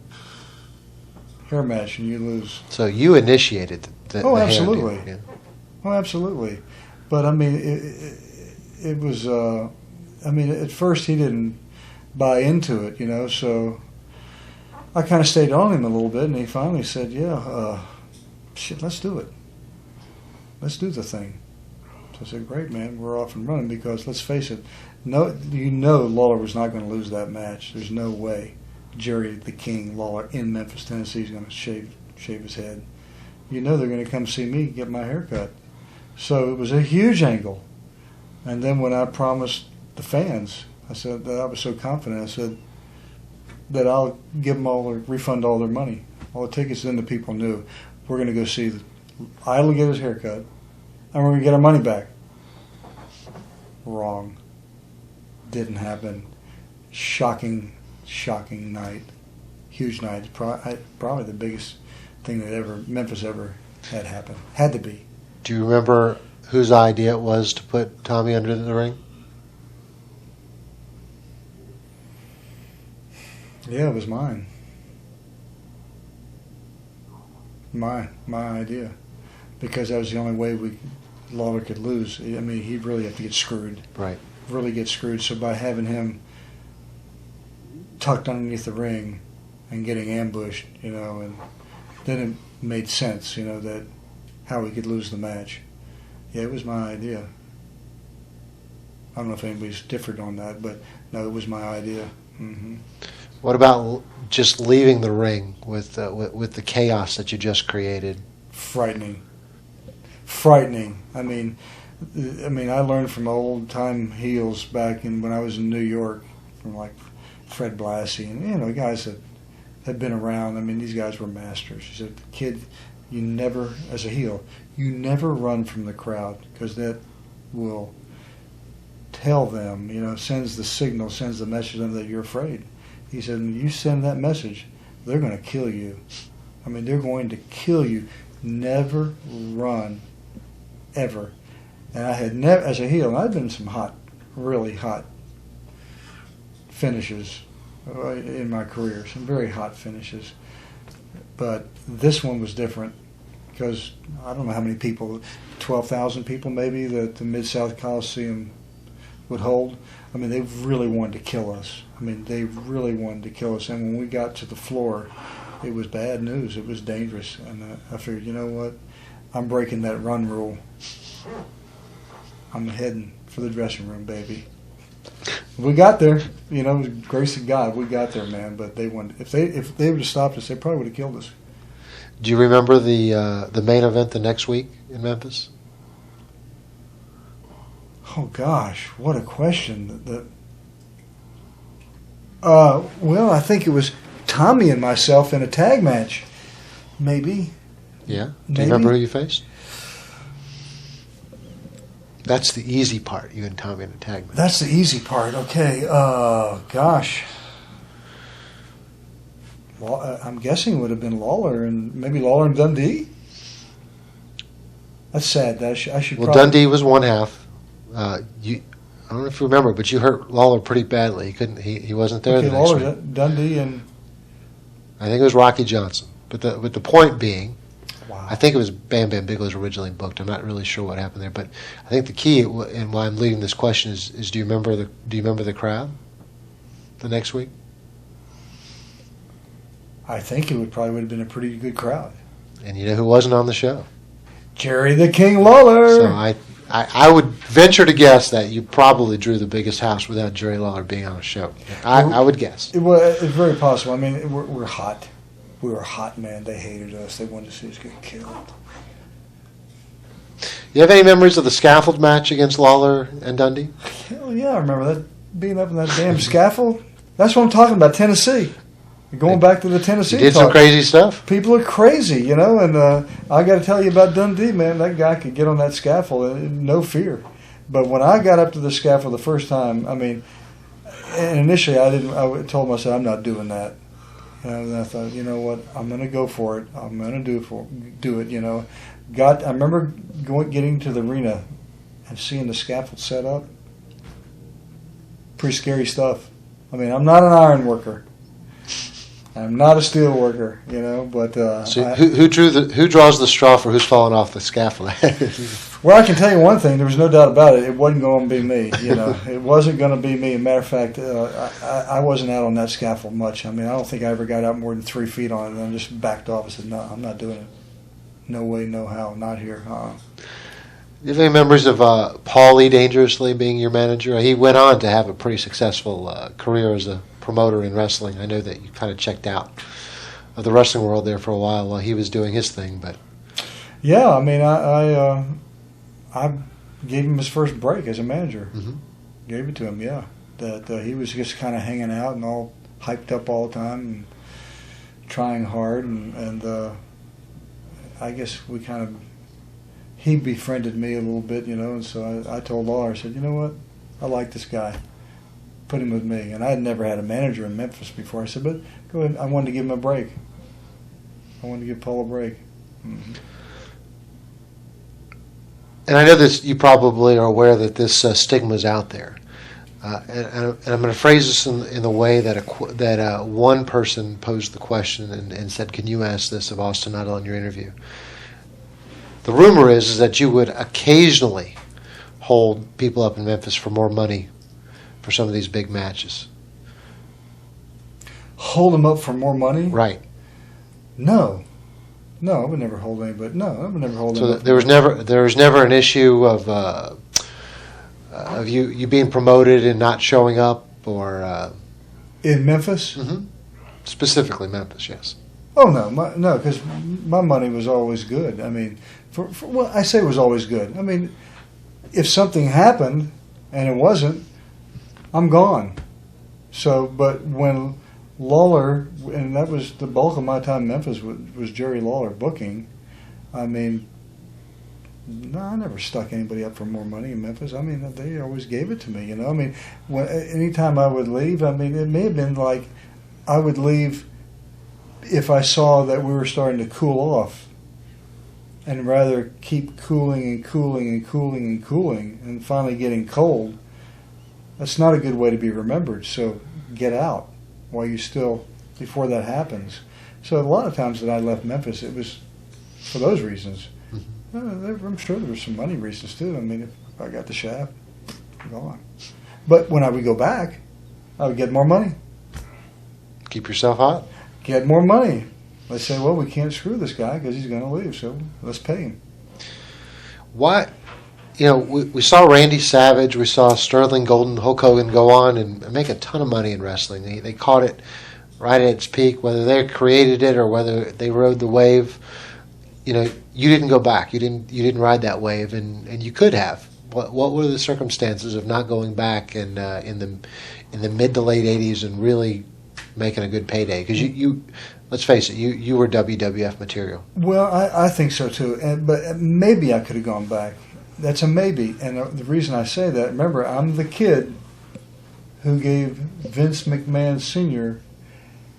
his notice, and Vince Jr., I knew Vinny well. I knew him very, very well, but nevertheless, I gave Dad his notice. That may have had implications. That could have been a big deal. It stuck. It very well might have. Don't give up. Don't give up. Fight forever. Don't give up. Fight forever. Don't give up. Fight forever. Fight forever and ever and ever and ever.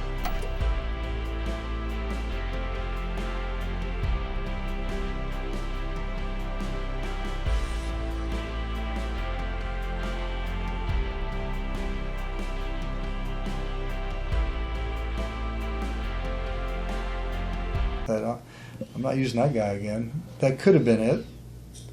And the other thing is that I segued into something else. I was investing money in real estate, and it was starting to pay off for me. While I was in the wrestling business, I was making money in real estate.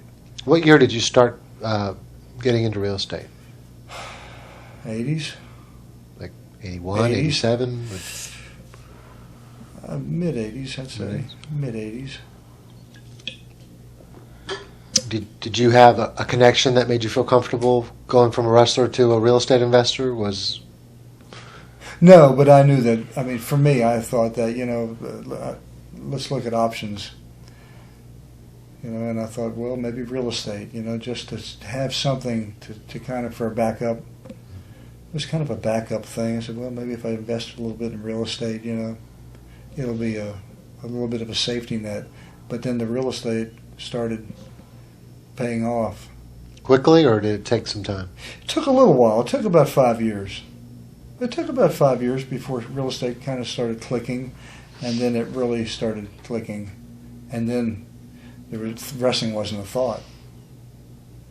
And I know it's probably easy to say because you did quite well in real estate, and you've been out of wrestling for a long time because of how well you've done.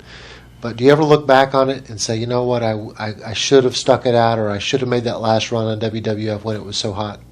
No. Never? Really, honestly, never. Yeah, and I tell you, there's so many reasons.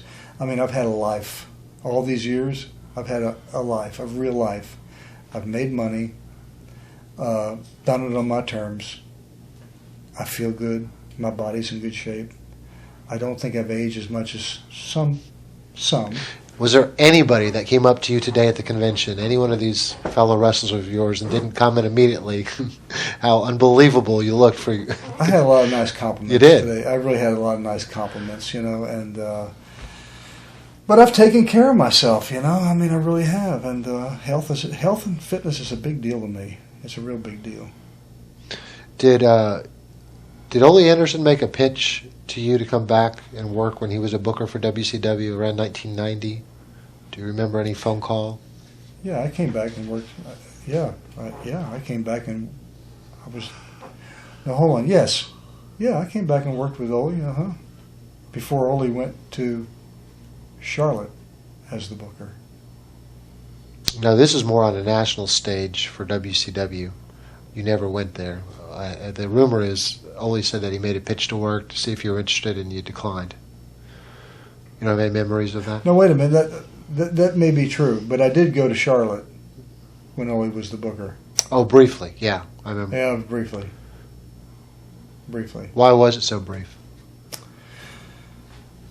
Well, that was a very interesting story. I went to Charlotte Ole was the booker. I went to Charlotte, and these guys, I mean, they were literally, I mean, honestly, they were just killing themselves because their work schedule in Charlotte was insane.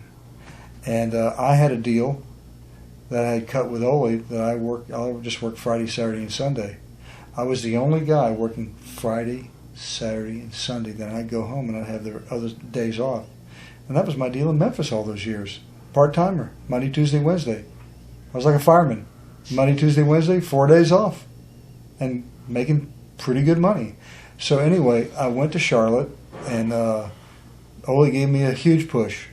I mean, he gave me a huge push, and the ultimate deal was going to be me and Flair. But I mean, he really did. He pushed me hard. He pushed me very, very hard. I worked 3 days a week. I was making great money in 3 days. It was not well received for the guys who were killing themselves 7 days a week. I don't blame them. I wouldn't have been happy with it either. And they weren't happy with it. But it was my deal. And things were really going well. I had a car accident in Tampa. Had an injury. And I called Ole, and it was... I think what it was is it was for a TV. I can't, I think it was like to go to a TV like on Wednesday. I think that's what it was. And I called Ole and I said, Ole, I've been in a car wreck. I'm really banged up and blah, blah, blah, blah, blah. I said, I'd like to miss this TV, but, I'll be there for the weekend or whatever it was, something like that. He didn't want to hear anything about it. I mean, I could tell. I mean, it's over. So he said, well, I'll see you on such and such a day. And then when I went back, it was never the same. It was over. Mm-hmm. He didn't accept the fact that he just didn't go for it. That's Ole, though. That sounds like Ole, doesn't it? Absolutely. That's Ole. So it's okay. Big deal. Why do you think you were so successful in terms of transitioning from being a top-level professional wrestler to somebody that's able to live outside of wrestling?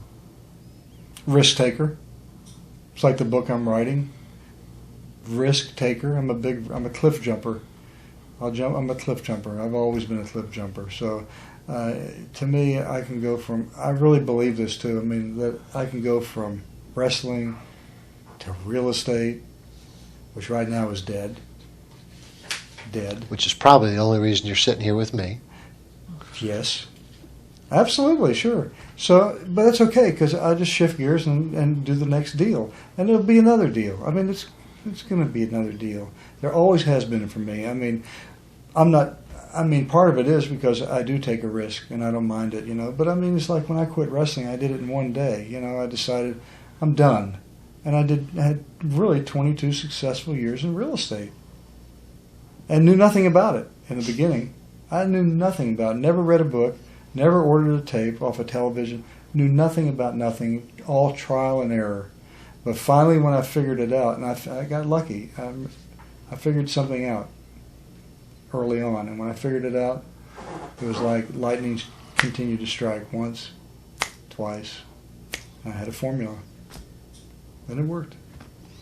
Are you surprised to see...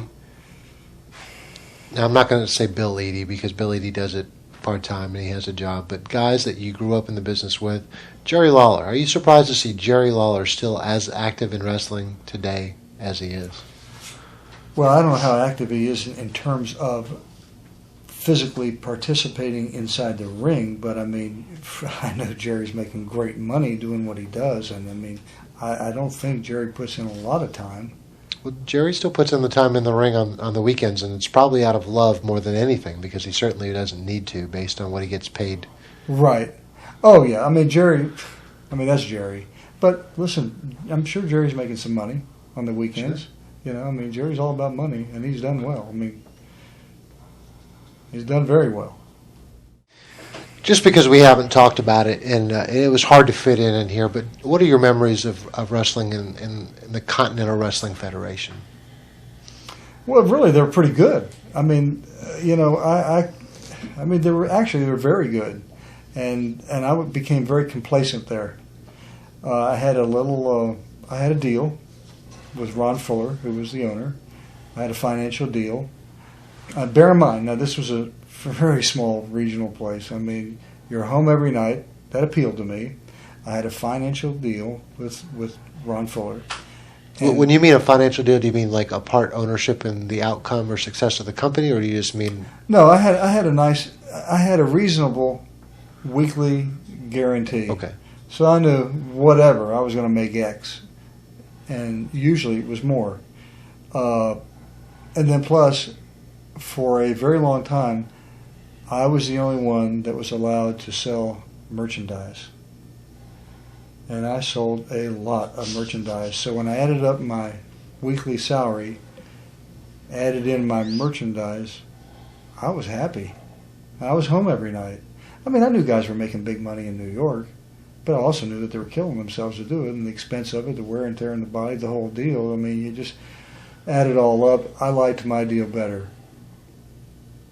I have no regrets about that, you know. I mean, I feel pretty comfortable that probably a lot of the wrestling fans thought that, you know, maybe that I thought, well, I was a big deal, like in a little rinky-dink place. Yeah, that's the knock on Austin Idol. He was a big fish in a little pond. Okay, but what they don't understand is I was knocking down some fairly significant money in this little pond.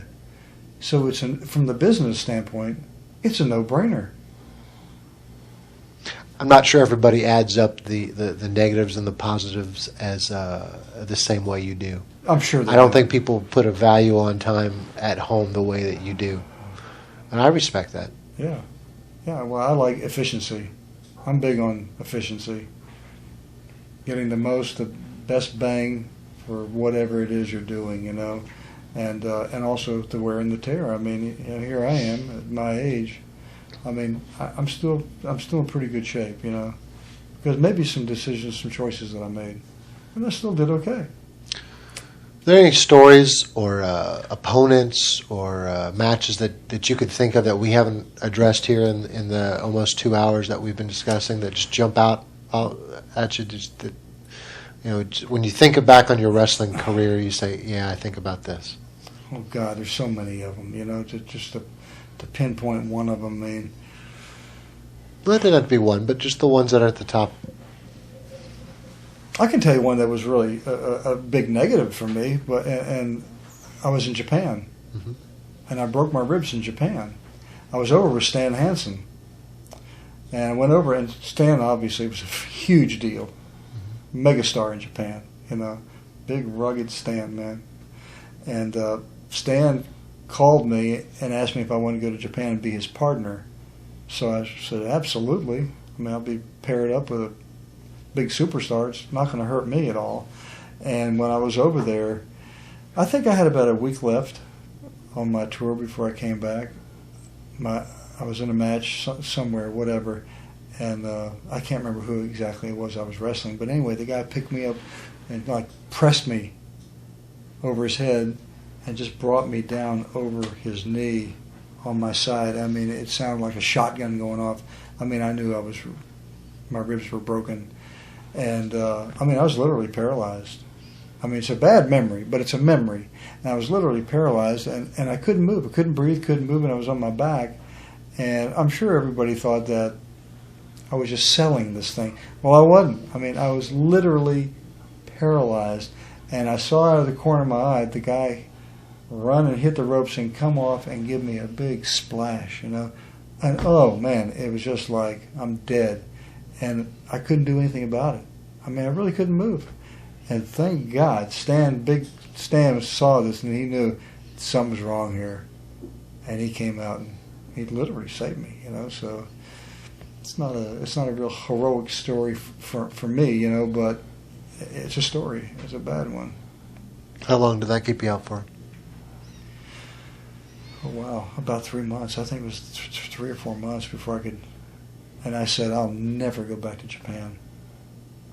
I was back to Japan, yeah. Mm-hmm. I went back. It was good money, you know. I went back. So.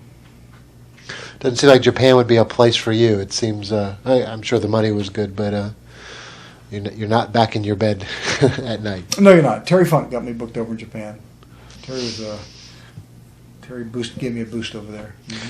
So, real quick names, just if it jogs anything, great. If not, we'll just move quickly. You worked with Andre the Giant very early on in your career in WWF. Yeah, big deal. Matter of fact, I hadn't been in New York very long at all. We were in a battle royal. This is kind of an interesting story. We were in a battle royal in, I think it was either Providence, could have been Boston. And I can remember after the match was over, of course Andre, Andre's Andre.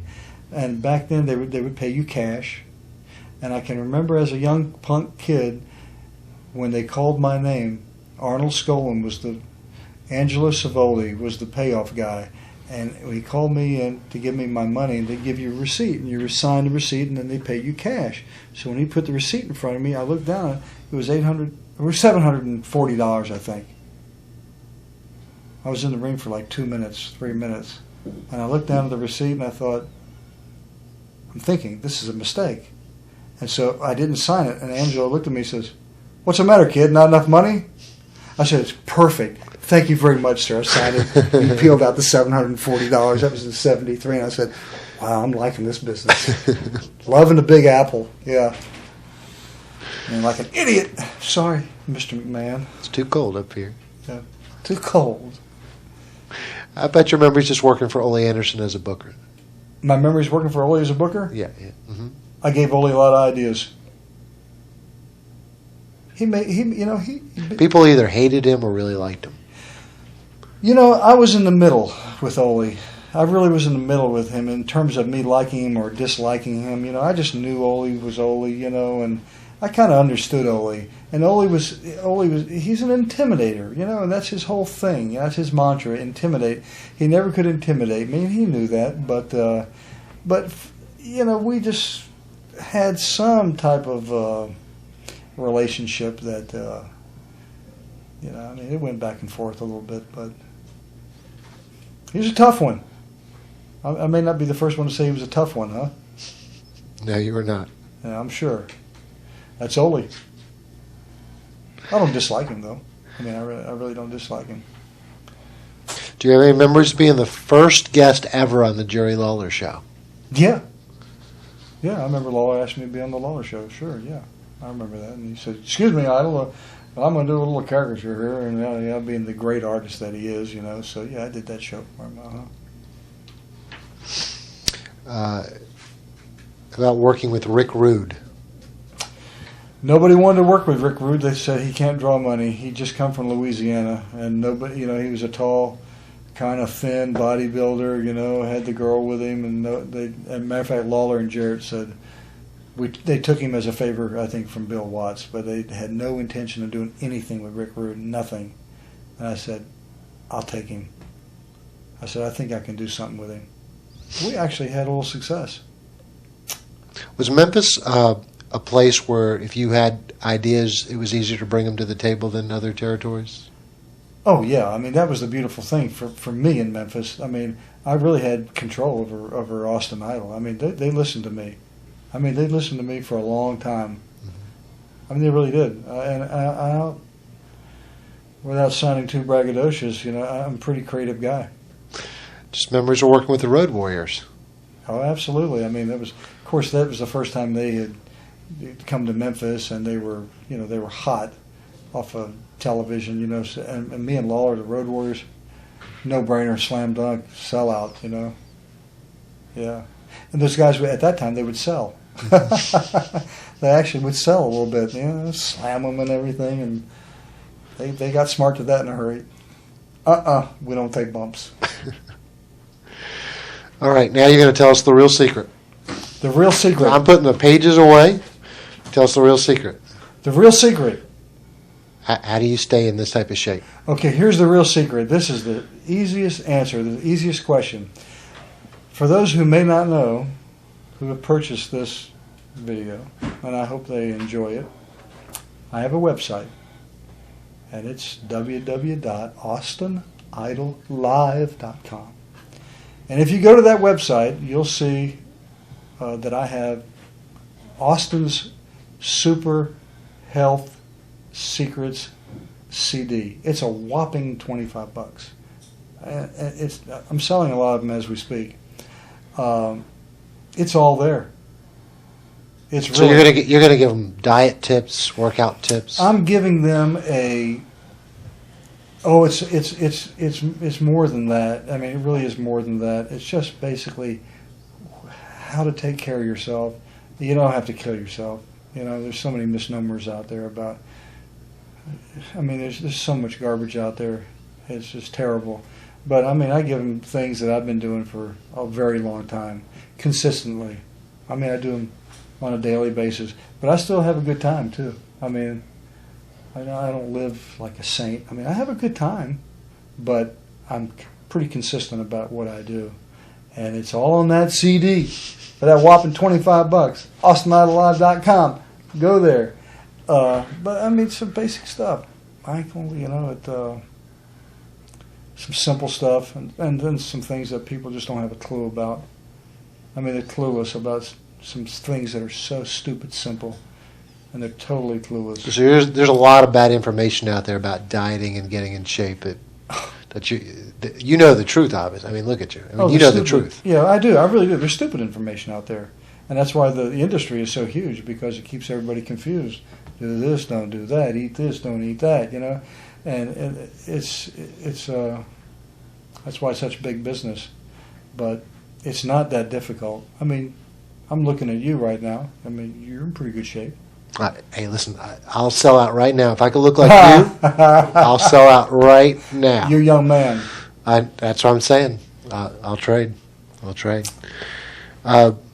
This whole thing, you running for mayor, and come on, it's got to be just a way to get your name out there, right? You can't really want to run for a mayor of Tampa. Why not? Why? Why not? Well, okay, well, I'm a resident of Tampa. Why do I want to vote for an old wrestler? Come on.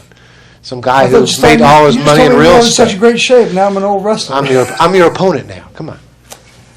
Well, you know, change sometimes can be a good thing. Sometimes it can be a terrible thing. But, I mean, what's so hard about being a mayor of any city? I mean, seriously, what's so tough about it? I mean, I don't see that such a big challenge.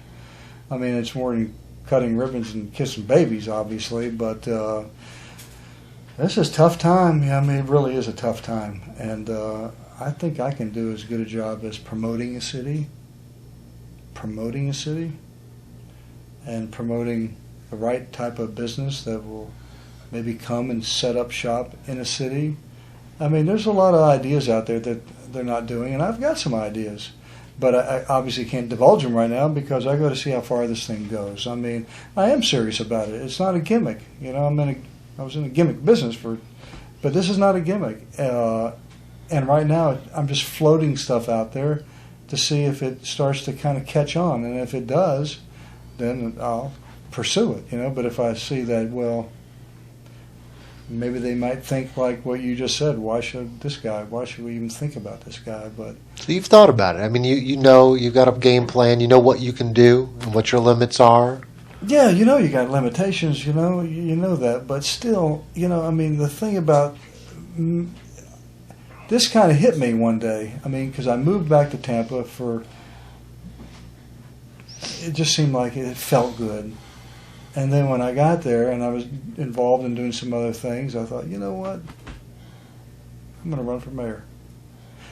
I grew up in Tampa. I started in the wrestling business in Tampa.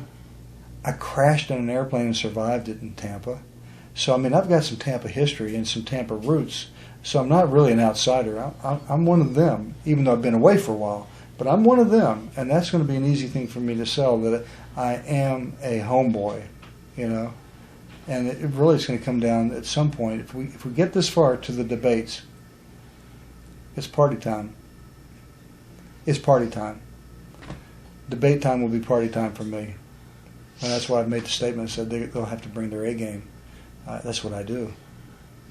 And I don't want to, I think we've emphasized this point a little bit, but I want to make sure it's very clear. Like, I realize that I didn't just do an interview with a wrestler. I did an interview with somebody who's been a very successful businessman, who was a wrestler at one time, and for how long have we been out now? Almost 20 years? Probably. 20 years. I mean, you really thought almost little to nothing about pro wrestling since Nothing. then. Not a thought. Tell everybody real quickly what you've been doing for 20 years and very successful at it. Real estate. I've been a real estate investor. You know, and I really almost hate the word investor because times I've had properties and I've had people call me inquiring about my property that I had for sale. They would automatically say, "I'm an investor," which for the most part means they don't know anything. Because if you're going to buy a property for somebody, the last thing you tell them is you're an investor because you're trying to tell them that, look, I know the business, you know, and so it's the worst thing to tell somebody. But I learned the real estate business in a short period of time, and I had a formula. I had an absolute formula how to do this business, and it worked, and it worked for a couple of decades, and I did well, and I got out of it at the right time. And one thing, and I don't know if it's fair to put your history as a pro wrestler of any real importance to this, but what I thought was unique is you were able to move and adjust with the times. You stayed in real estate markets for 20 years, but you changed locations because you saw that there were better areas than others, just like you did in wrestling. You saw that one area wasn't going to be hot for a while, and you were smart enough, and you had no fears of moving up, packing up, and starting all over again in a new territory. Yeah, I think you always have to be thinking, it's like playing chess. You've got to be thinking about that next move. I don't care what you're doing. You have to, because if you're not thinking about the next move, you may get caught with your pants down. Could happen. It already has happened. I mean, I left Florida, a place where I was living for 25 years, I guess. I mean, I developed a lot of friends and a lot of contacts, and when I saw real estate, unfortunately, in the state of Florida melting down, I knew that if I was going to continue in this industry, it wasn't going to be in this state. So I sold all my properties, and I had quite a few. And I sold them, and I moved somewhere where real estate was still good. It was the Carolinas. Had a little run in the Carolinas, bounced around to a couple different cities, both of them very good. And then when I saw the whole industry gridlock, I mean, it was like a train wreck. It didn't make any difference where you live now. I said, well, we can now live anywhere we want to go. So let's go to Florida. Back to the palm trees. Let's go back to Tampa. The good weather. There's big palm trees. Ybor City, Spanish food, Cuban food, water. All right, and I've been holding off talking about it because I know there's nowhere else after this. You're working on a book. Working on a book. Now we just sat down and you told us your whole life story. I'm sure you wouldn't give it away. You're too smart of a businessman. The book, we haven't even scratched the surface of what's on this book. What would someone expect? Because mostly we're going to reach wrestling fans here, but what would a wrestling fan should expect when they do read this book? And the book's not out yet, but you're working on it. They're going to hear some great stories. They're going to hear some very intricate, finite details that are going to be interesting. I mean, as I write it, and you know, I could have written a wrestling book a long time ago because everybody and their brother has written a wrestling book, but you know, I just didn't really want to, you know. But when I started it, when I made up my mind, I said, you know what, I'm going to do a book that I pay so much attention to every word. I mean, every single word. I mean, I try to make every word count. I mean, I really do. And people who how many buy it, who knows? But I really believe that anybody who buys this book, they're going to love it. As I write it, and I'm close to being finished with it, I like the book, and I'm my own worst critic, you know. I like the book. I mean, there's some great stuff in there. But it's a human interest. It's not just about wrestling, you know. It's a human interest story. And people that read this book, I hope it's going to help them to be able to switch gears, move on to something else, do something else, you know. Don't be afraid to do it, man. I mean, you know, you've got to jump off that cliff. Got to do it. Do we have a title yet? Has something stuck yet? Well, it's the Austin Idol story, plane crash survivor. There's plane crash. Plane crash. It's the Austin Idol story, plane crash survivor. First, pro wrestler, risk taker extraordinaire. That's it right now. I mean, I can change it, but I like it. I mean, it tells a lot there, you know. Plane crash survivor. That's a story in itself. I mean, that's a big story. Pro wrestling, that's a big story. And the fact that this guy he'll jump off that cliff, and man, you got to flap your wings or you crash, you know, you hit the rocks, that you can do it. This is for everybody, you know, that if you try, you can do it, you know. Absolutely. Mr. Idle, it was an absolute pleasure spending time with you, and I want to finally say thank you for allowing me to cross you off the list, the very short list I have of interviews that I've wanted to conduct. And anybody who wants more information about your appearances, merchandising, the book, the health CD, AustinIdleLive.com. Right. And thank you. You've been great. Questions have been good. It's been fun. This has really been fun. So you got me, baby. You got your man. Thank you. Thank you.